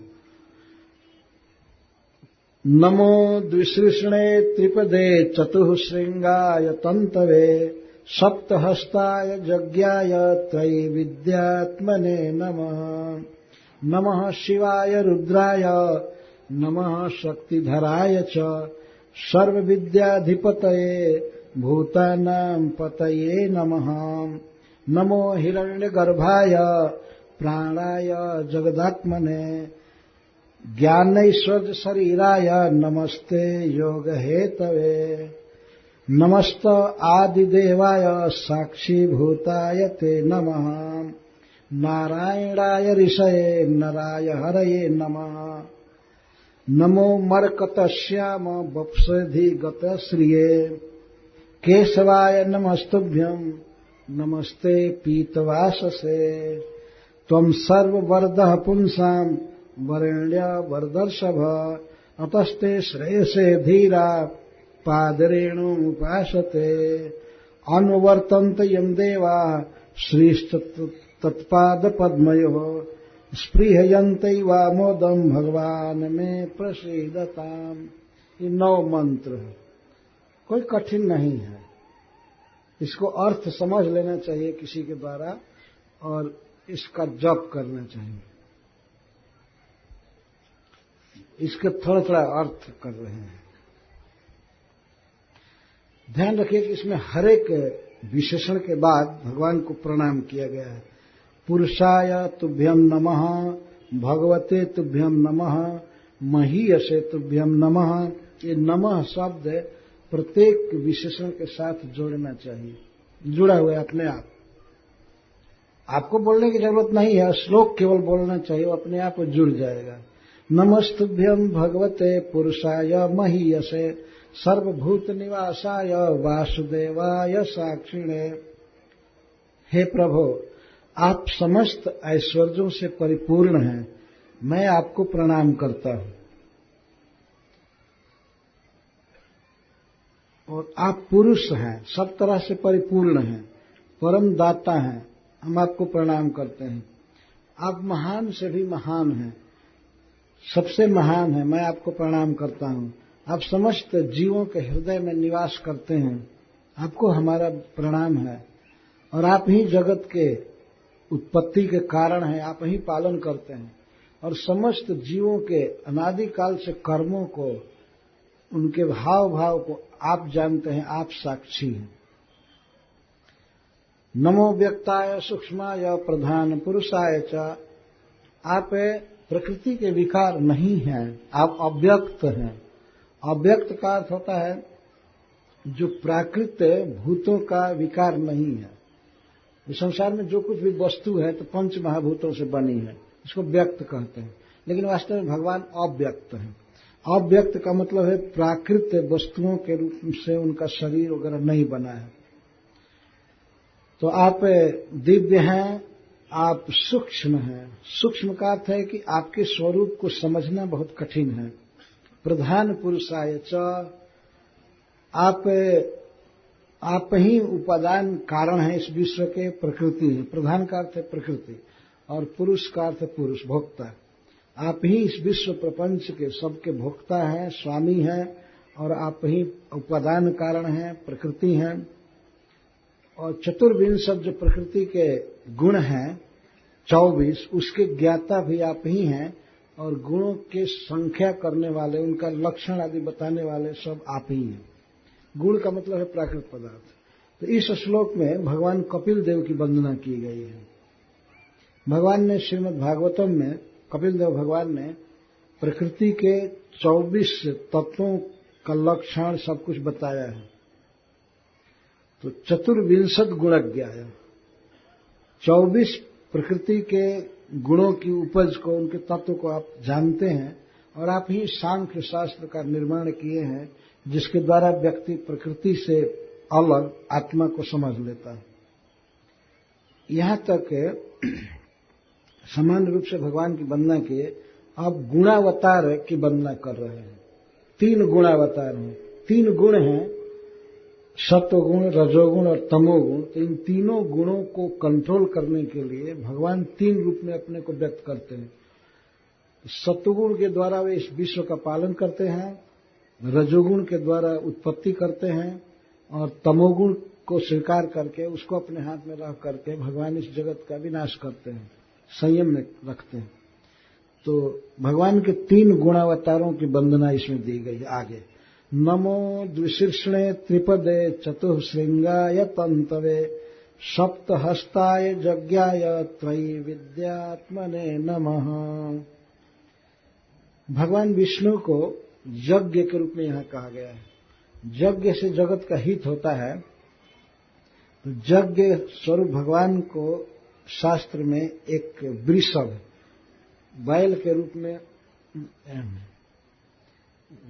तुलना में क्या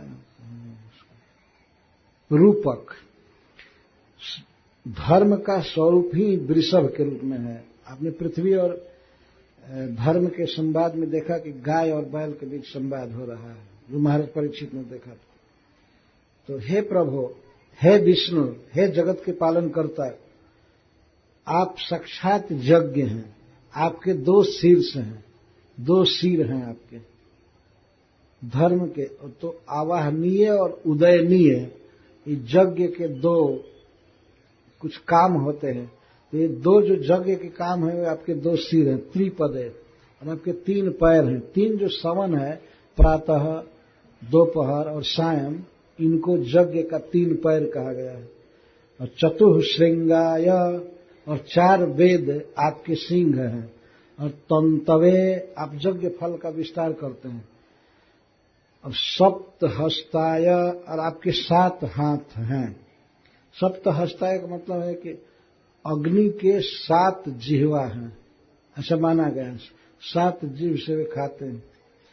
यज्ञाय, हे यज्ञ स्वरूप विष्णु, यज्ञम वै विष्णु, विष्णु वै यज्ञम, यज्ञ का मतलब ही है भगवान विष्णु। त्रय विद्यात्मने नमः, तीनों वेदों में जो विद्याएं कही गई हैं, उनके अध्ययन करने से ही आपके स्वरूप का पता चलता है। वेदों के द्वारा आपके स्वरूप का पता चलता है।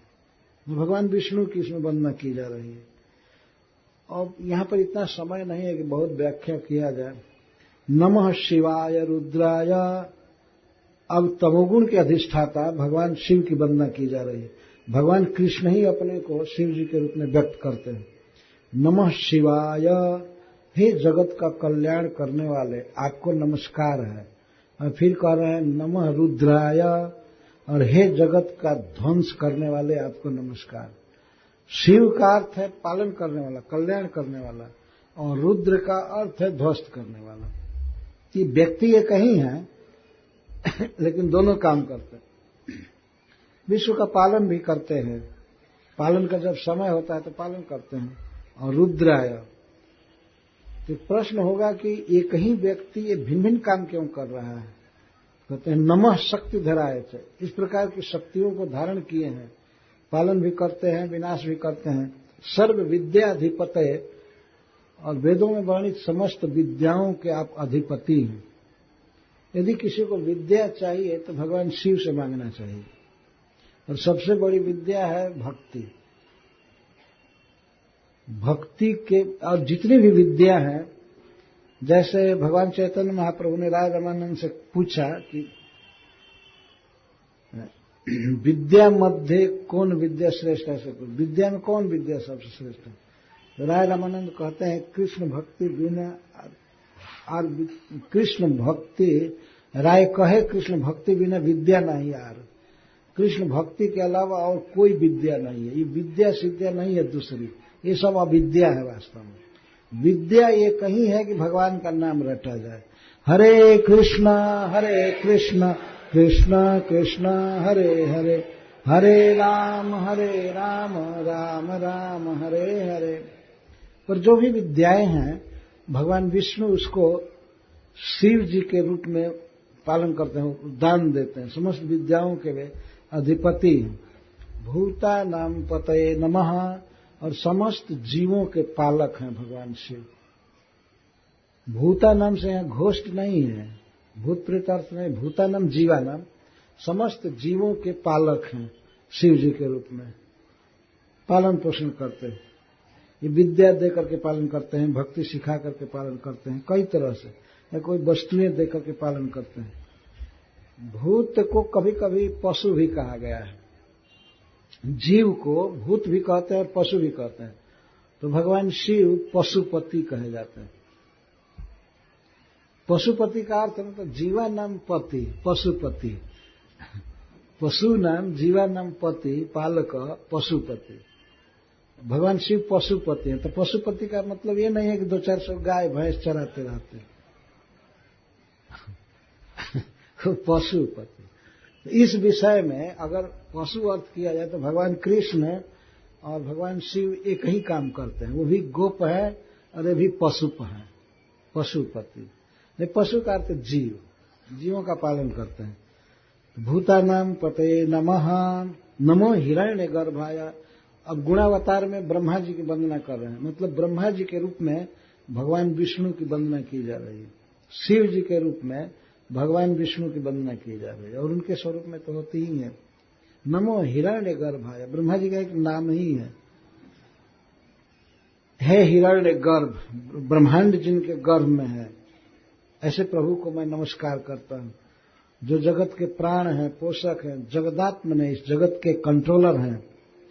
जोगई स्वर्ग शरीर आया, भगवान ने ब्रह्मा जी योग से ऐश्वर्य और शरीर प्राप्त किए हैं। जो भी इनका बड़ा पद है वो योग करके, भक्ति करके तब पाए हैं। यह योग का अर्थ है भक्ति। ब्रह्मा जी का जो शरीर है वो बिल्कुल भक्तिमय है, इसलिए इनको योगैश्वर्य शरीर है। योग ऐश्वर्य और योग शरीर, अथवा इसका अर्थ यह है कि आप योग से शरीर बदल सकते हैं। तृतीय स्कंध में एक कथा है कि ब्रह्मा जी कई बार शरीर बदल रहे हैं, कई बार बदल रहे हैं, नया शरीर पा रहे हैं। तो योग के द्वारा, भगवान की भक्ति के द्वारा ब्रह्मा जी ऐश्वर्य प्राप्त किए हैं और शरीर प्राप्त किए। नमस्ते योग हे तवे, और श्री ब्रह्मा जी के रूप में भगवान विष्णु योग का प्रवर्तन करते हैं। प्रवर्तन का अर्थ चालू करते हैं, प्रचार करते हैं। योग का अर्थ हमेशा भक्ति योग समझना चाहिए। भक्ति योग के ये आचार्य हैं ब्रह्मा जी। 4 संप्रदाय बहुत प्रसिद्ध हैं, जिसमें पहला है ब्रह्मा जी ने संप्रदाय चलाया भगवान की उपासना का, गोविंदम आदि पुरुषम तमहम भजामि। तो ब्रह्मा जी को योग हेतु कहा गया। भक्ति योग के यही मूल शिक्षक हैं, गुरु हैं ब्रह्मा जी। उन्होंने जगत में भक्ति का प्रचार किया है, भगवान कृष्ण की भक्ति का प्रचार उन्होंने किया, इसलिए इनकी वंदना की जा रही है। तो इस स्तुति में इस तरह वंदना हुई, प्रार्थना हुई तीनों गुणावतार से। अब स्वयं भगवान कृष्ण से वंदना की जा रही है। नमस्ते आदिदेवाय साक्षीभूताय ते नमः, नारायणाय ऋषये नराय हरये नमः। आदि देव, आदि पुरुष भगवान विष्णु को, कृष्ण को मैं प्रणाम करता हूं। साक्षीभूताय ते नमः, जो समस्त विश्व के साक्षी हैं। साक्षी का अर्थ है कि इनकी आंख सब जगह है, सब जगह इनकी आंख है, सब कुछ देख रहे हैं, यही अध्यक्ष है। और हे नारायण, आपको नमस्कार है। अथवा नारायण आए ऋषय नराय हरे नमः, हे नर नारायण ऋषि के रूप में अवतार लेकर जगत के हित के लिए विविध तपस्या, इंद्रिय संयम आपने सिखाया, और हे भक्तों का क्लेश हरने वाले हरि, हम आपको नमस्कार करते हैं। ये सब बातें पढ़ने पर कुछ खास निर्धारित नहीं होता है कि आप किसका भजन कर रहे हैं, तो अब क्लियर बोलते हैं। नमो मरकत श्याम बपुषेधिगत श्रिये केशवाय नमस्तुभ्यम नमस्ते पीतवाससे। हे प्रभु, मैं आपको प्रणाम करता हूं। आपका शरीर नील मरकत मणि के समान है, सांवला शरीर है भगवान का, इस बिल्कुल स्पष्ट वर्णन। हे प्रभु, आपका सांवला शरीर है, अधिगत श्रिय, आपके वश में लक्ष्मी जी हैं, आपने लक्ष्मी जी को अपनी पत्नी के रूप में स्वीकार किया है, अर्थात विश्व में जो भी धन है आपके अधिकार में है। अधिगत श्रिय, अधिगत का अर्थ है बिल्कुल कंट्रोल में, भगवान के कंट्रोल में सारा धन है, सब कुछ। केशवाय नमस्तुभ्यम, हे ब्रह्मा और शिव के भी अधिपति, आपको मैं प्रणाम करता हूं। नमस्ते पीतवास से, हे पीला वस्त्र पहनने वाले, आपको मैं प्रणाम करता हूं। भगवान पीतांबर धारण करते हैं। भगवान का स्वभाव है पीला वस्त्र पहनते। नमस्ते पीतवास से भगवान के काला साला वस्त्र बिल्कुल प्रिय नहीं, काला वस्त्र नहीं पहनते, पीला पहनते हैं। कोई एक भक्त तो एक बार कहे कि वो खुद काला है तो काला पहनेंगे तो भूत जैसा लगेगा। नहीं, ऐसी बात नहीं है। जिसे लोग पीला पहनते हैं, ऐसे अपने अपने मन के भाव से भक्त लोग बोल देते हैं। नहीं, भगवान को पीला वस्त्र बहुत पसंद है। भगवान की परंपरा में आने वाले भक्तजन भी प्राय पीला पहनते हैं। नमस्ते पीत वासस है, वासस माने कपड़ा। हे पीला कपड़ा पहनने वाले, आपको नमस्कार। ये भगवान के शौर्य को बता रहा है। तुम सर्ववर्धः पुंसम वरेण्य वरदर्शम। अब इस श्लोक में गायत्री मंत्र को क्लियर किया जा रहा है। हम सविता के वरेण्य भग का ध्यान कर रहे हैं, गायत्री में यह बताया गया है, तो उसी को क्लियर किया जा रहा है। तुम सर्ववर्धः, आप सारा वर देने वाले हैं। दुनिया में जो कुछ भी स्वर्ग अपवर्ग या धन जस जो भी है, आप देने वालों में सबसे श्रेष्ठ हैं, आप ही देते हैं। तुम सर्ववर्धः पुंसा, मनुष्यों को जीवों को आप सब कुछ देते हैं। वरेण्य, और आप ही जीवन में वर्ण करने योग्य है। आपको ही अपना मानना चाहिए किसी व्यक्ति को। यदि किसी को चुनना हो कि मैं किसको अपना बनाऊं तो आप ही वरेण्य हैं, आपके अलावा कोई दूसरा वरेण्य नहीं है।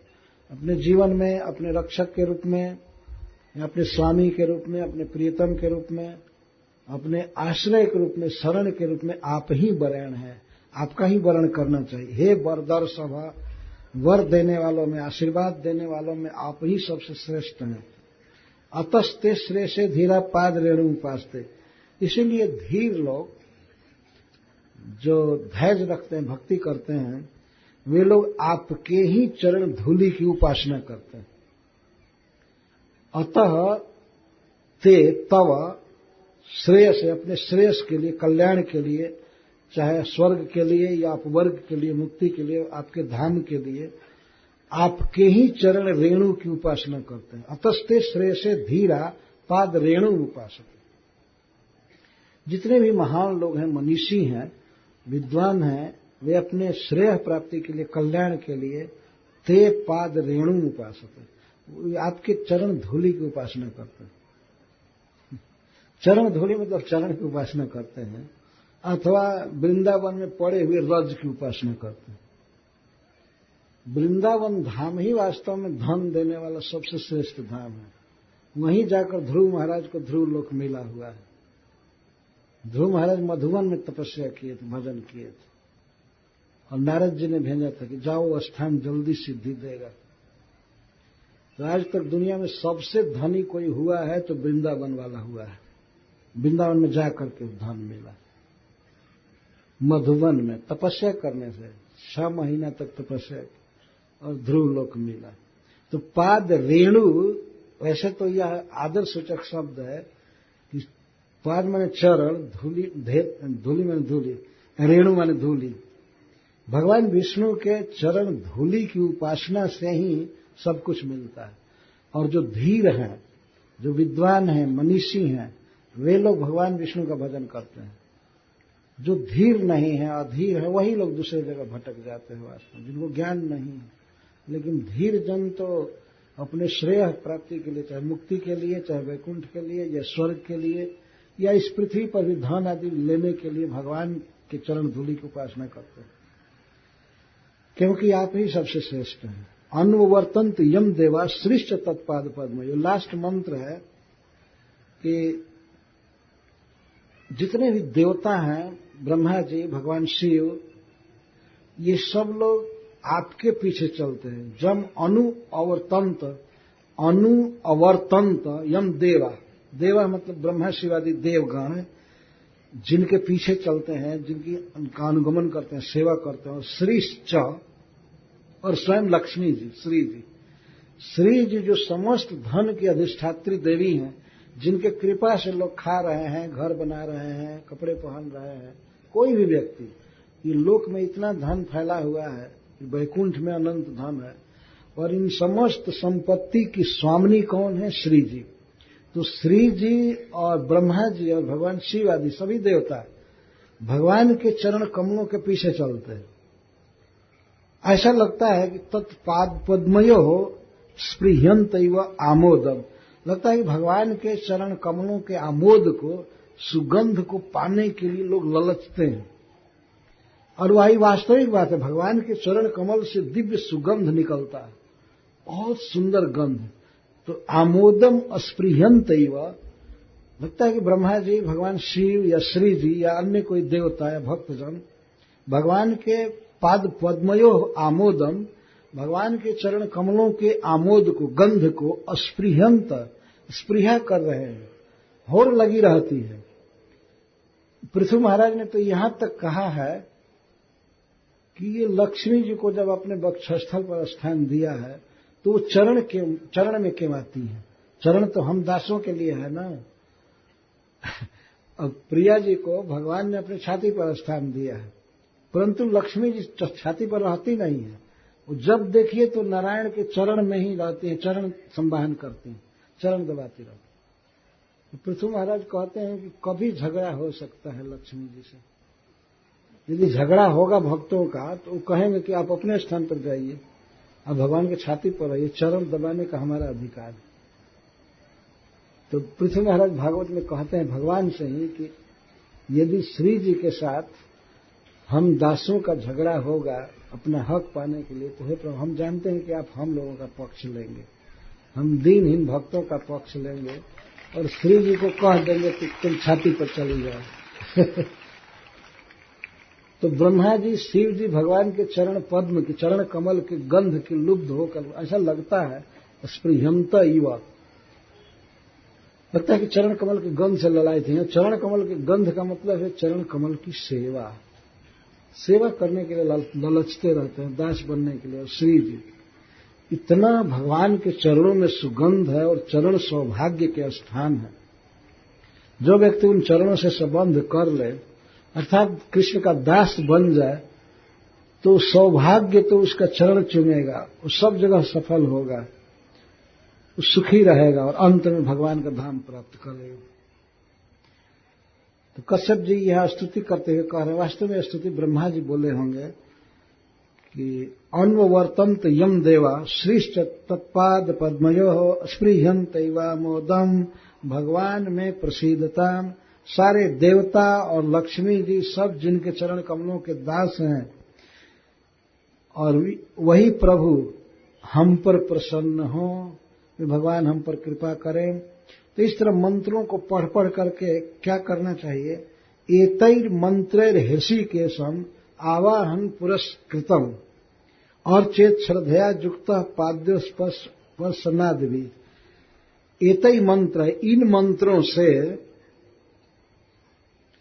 भगवान हृषिकेश इंद्रियाधिपति भगवान का आवाहन करे, पहले बुलावे, और पुरस्कृतम स्वागत करे। पहले भगवान को बुलाना चाहिए, बुलाने के मंत्र अलग से बोलने की जरूरत नहीं है, बस यही कोई भी श्लोक बोलता रहे, हमेशा बारी बारी से बोलता है, जब तक पूजा करना हो पूरा बोलता रहे।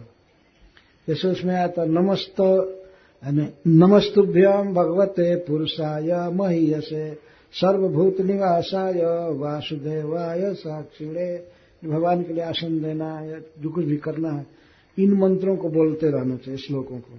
एतै मंत्र हृषिकेशम आवाहन पुरस्कृतम, भगवान का आवाहन करे, उनका स्वागत करे, पाद्य अर्पित करे, जल अर्पित करे, उसके बाद अर्चेत श्रद्धया युक्त, अर्चना करे श्रद्धा के साथ, पूजा करे परम आनंद के साथ, पाद्य उपस्पर्शन आदि भी।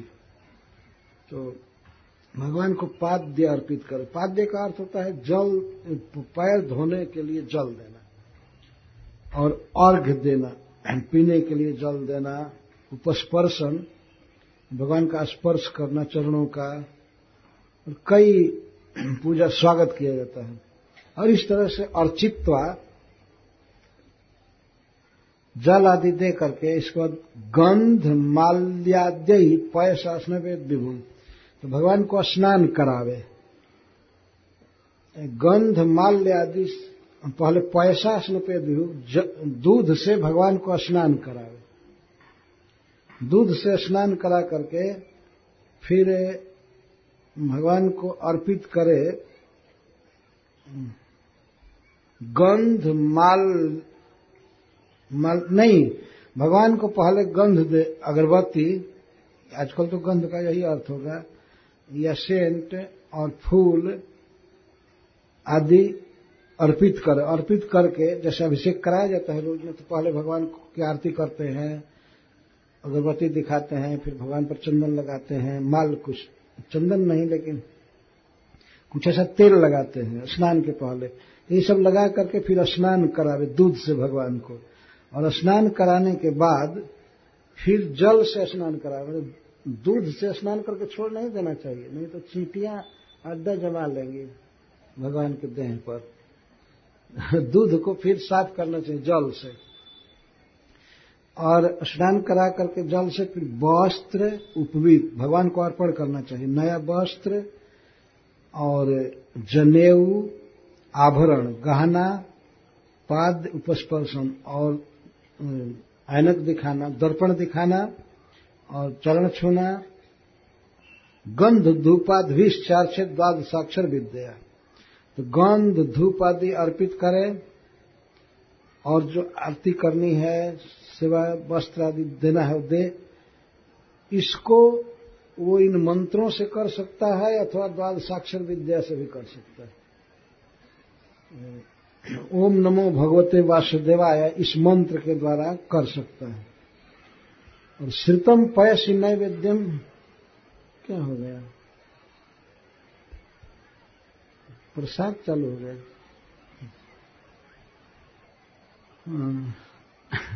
भगवान को पूजने की बात की जा रही है, सुनने में आनंद आना चाहिए। श्रितम पयसि नैवेद्यम शाल्यन्नम विभवे सती सर्पी सगुडम दत्वा जुहियन मूल विद्या। दूध में बासमती राइस पकाना चाहिए, सालियन चावल। अगर विभवे शक्ति, अगर धन है, पर्याप्त धन है, तो उसमें घी डालना चाहिए, सगुडम और गुड़ और घी डालना चाहिए। बहुत अच्छा खीर बना करके मूल विद्या के द्वारा हवन करना चाहिए। मूल विद्या मतलब ओम नमो भगवते वासुदेवाय, इस मंत्र के साथ अग्नि में हवन करना चाहिए। और जपेत अष्टोत्तर शतम, और 108 बार ओम नमो भगवते वासुदेवाय का जप करना चाहिए, हवन करके जप करना चाहिए। और स्तुति स्तुति भी प्रभु, और जो स्तुति यहाँ लिखी गई है उसके द्वारा या किसी और स्तुति के द्वारा भगवान की स्तुति करे, और स्तुति करके इसके बाद परिक्रमा करे। कृत्वा प्रदक्षिणम, प्रदक्षिणा करके भूमौ प्रणवे दंडवत मुदा, और पृथ्वी पर दंड की तरह प्रणाम करे। दंडवत इसको कहते हैं। दंड मतलब डंडा, डंडा को ऐसे खड़ा करेंगे और गिरेगा तो सीधा गिरेगा। तो प्रणाम ऐसे करना चाहिए कि हाथ आगे हो जाए, पैर पीछे, दंडवत प्रणाम करना चाहिए भगवान को। और वो भी मुदा, आनंद के साथ प्रणाम करना चाहिए, खुशी से। यह नहीं कि केवल कर्तव्य पूरा करने के लिए और भार मान करके करे, आनंद से प्रणाम करना चाहिए। कृत्वा शिरसि तच्छेषाम देवमुद्वासे ततः। और इसके बाद भगवान को जो माला अर्पित किया गया है, जो वस्त्र अर्पित किया गया है, जो माला आदि उतारना है, तो उतरे हुए माला आदि फूल को अपने सिर पर लेना चाहिए, सूंघना चाहिए। तब इसके बाद भगवान का उद्वासित का अर्थ है कि भगवान को फिर सुला देना चाहिए, विसर्जन करना चाहिए, विश्राम देना चाहिए। और द्वि अवरान भोजेत विप्रान पायसेन यथोचितम, कम से कम 2 ब्राह्मणों को भोजन करावे। जिस भोजन में पायस मुख्य होना चाहिए, तो पायस मुख्य होना चाहिए, जो पकाया गया है और तरह से बहुत अच्छा से घी और गुड़ डाल करके पकाया गया है शुद्ध दूध में, तो द्वि अबरन, कम से कम 2, मतलब 1 तो नहीं होना चाहिए, 2, 3, 4, 5 जो भी हो जाए ठीक है, लेकिन 2 से कम नहीं, द्वि अबरन, 2 से कम नहीं ब्राह्मणों को भोजन कराना चाहिए, मतलब कम से कम 2। तो कम से कम का अर्थ ही है कि अगर मैं कम करते गया तो 2 2 से कम नहीं, ये शास्त्र बोल रहा है। तो उनको भोजन कराए, उनको भोजन केवल दूध से न करावे, पायस खिलावे, उनको रोज बहुत अच्छा पकवान बनाना चाहिए उनके लिए। जो व्रत कर रहा है वो नहीं पकाएगा, उसके स्वजन कोई दूसरा पकाएगा, चाहे बेटी पकाएगी या पति पकाएंगे या बेटा पकाएगा, बेटे तो क्या पकाएंगे तो दूसरे लोग स्वजन पकाएंगे, उनको ब्राह्मण को खिलाना चाहिए अच्छा से। भुंजित तैरनुज्ञात शेषम श्रेष्ठ स्वभावित, और उन ब्राह्मणों से अनुमति लेकर के बाद में अपने परिवार के साथ और मित्रों के साथ खाना चाहिए। प्रथम दिन की बात बता रहे हैं, अमावस्या की रात से ब्रह्मचार्य तद रात्राम स्वभूते प्रथमे हानि, उस दिन से प्रथम दिन से ही ब्रह्मचारी रहना चाहिए, व्रत के अंतिम दिन तक ब्रह्मचारी होना चाहिए, स्त्री पुरुष का परस्पर संग नहीं होना चाहिए, ये बता रहे हैं। ब्रह्मचार्य तद्रात्र स्वभूते प्रथमे हमें स्नात शुचित यथोक्तेन विधिना सुसमाहित, जैसे विधि बताई गई है शास्त्र में वैसे स्नान करे, समाहित हो और भगवान को दूध से स्नान करावे। जावत व्रत समापनम, जब तक व्रत पूरा नहीं होता तब तक इन नियमों का पालन करना है। निवेदितम तद भक्ताय दद्यत भुंजित वासुन, और जो भगवान को प्रसाद अर्पित किया गया, भोग अर्पित किया गया है, वो भगवान के भक्तों को दे। तद भक्ताय, सबसे पहले भगवान के भक्तों को देना चाहिए, अगर कोई भक्त न मिले तो खुद खाना चाहिए, लिखा गया।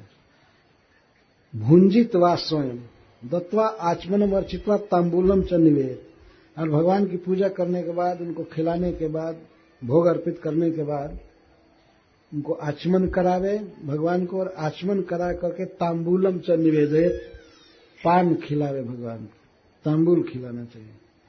पयो भक्षो व्रत निदम चरित विष्णु अर्चनार्दित पूर्वत जो हियाद अग्नि ब्राह्मणा चानुम भोजे, इसको पयो भक्ष व्रत कहते हैं। व्रत करने वाला दूध पी करके करता है, विष्णु का अर्चन है, बहुत आदर के साथ श्रद्धा के साथ भगवान की पूजा करनी चाहिए। पहले जैसा कहा गया वैसे रोज अग्नि में हवन करे, ब्राह्मणों को रोज भोजन करावे और भगवान की पूजा करे, 3 काम।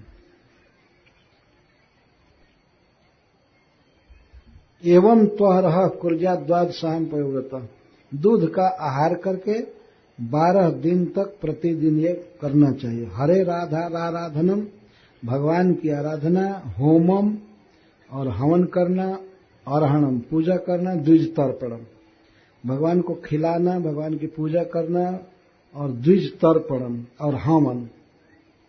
प्रतिपद दिन मारभ्य जावत शुक्ल त्रयोदशी, प्रतिपदा से प्रारंभ करके शुक्ल मतलब फागुन शुक्ल पक्ष एकम से चालू करके और त्रयोदशी तक ये व्रत करना चाहिए।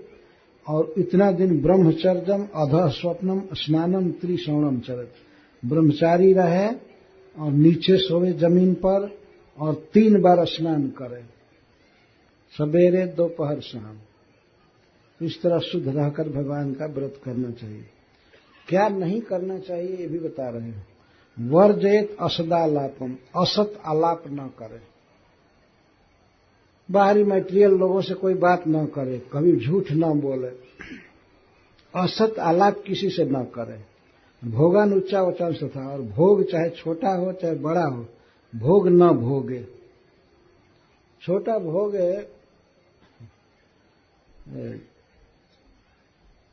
जैसे गधा पर चढ़ना है, छोटा भोग है, और हाथी पर चढ़ना बड़ा भोग है। कोई न तो हाथी घोड़े की सवारी करना है और न तो कोई भी छोटा या बड़ा भोग हो, भोगों पर न भोगे। जो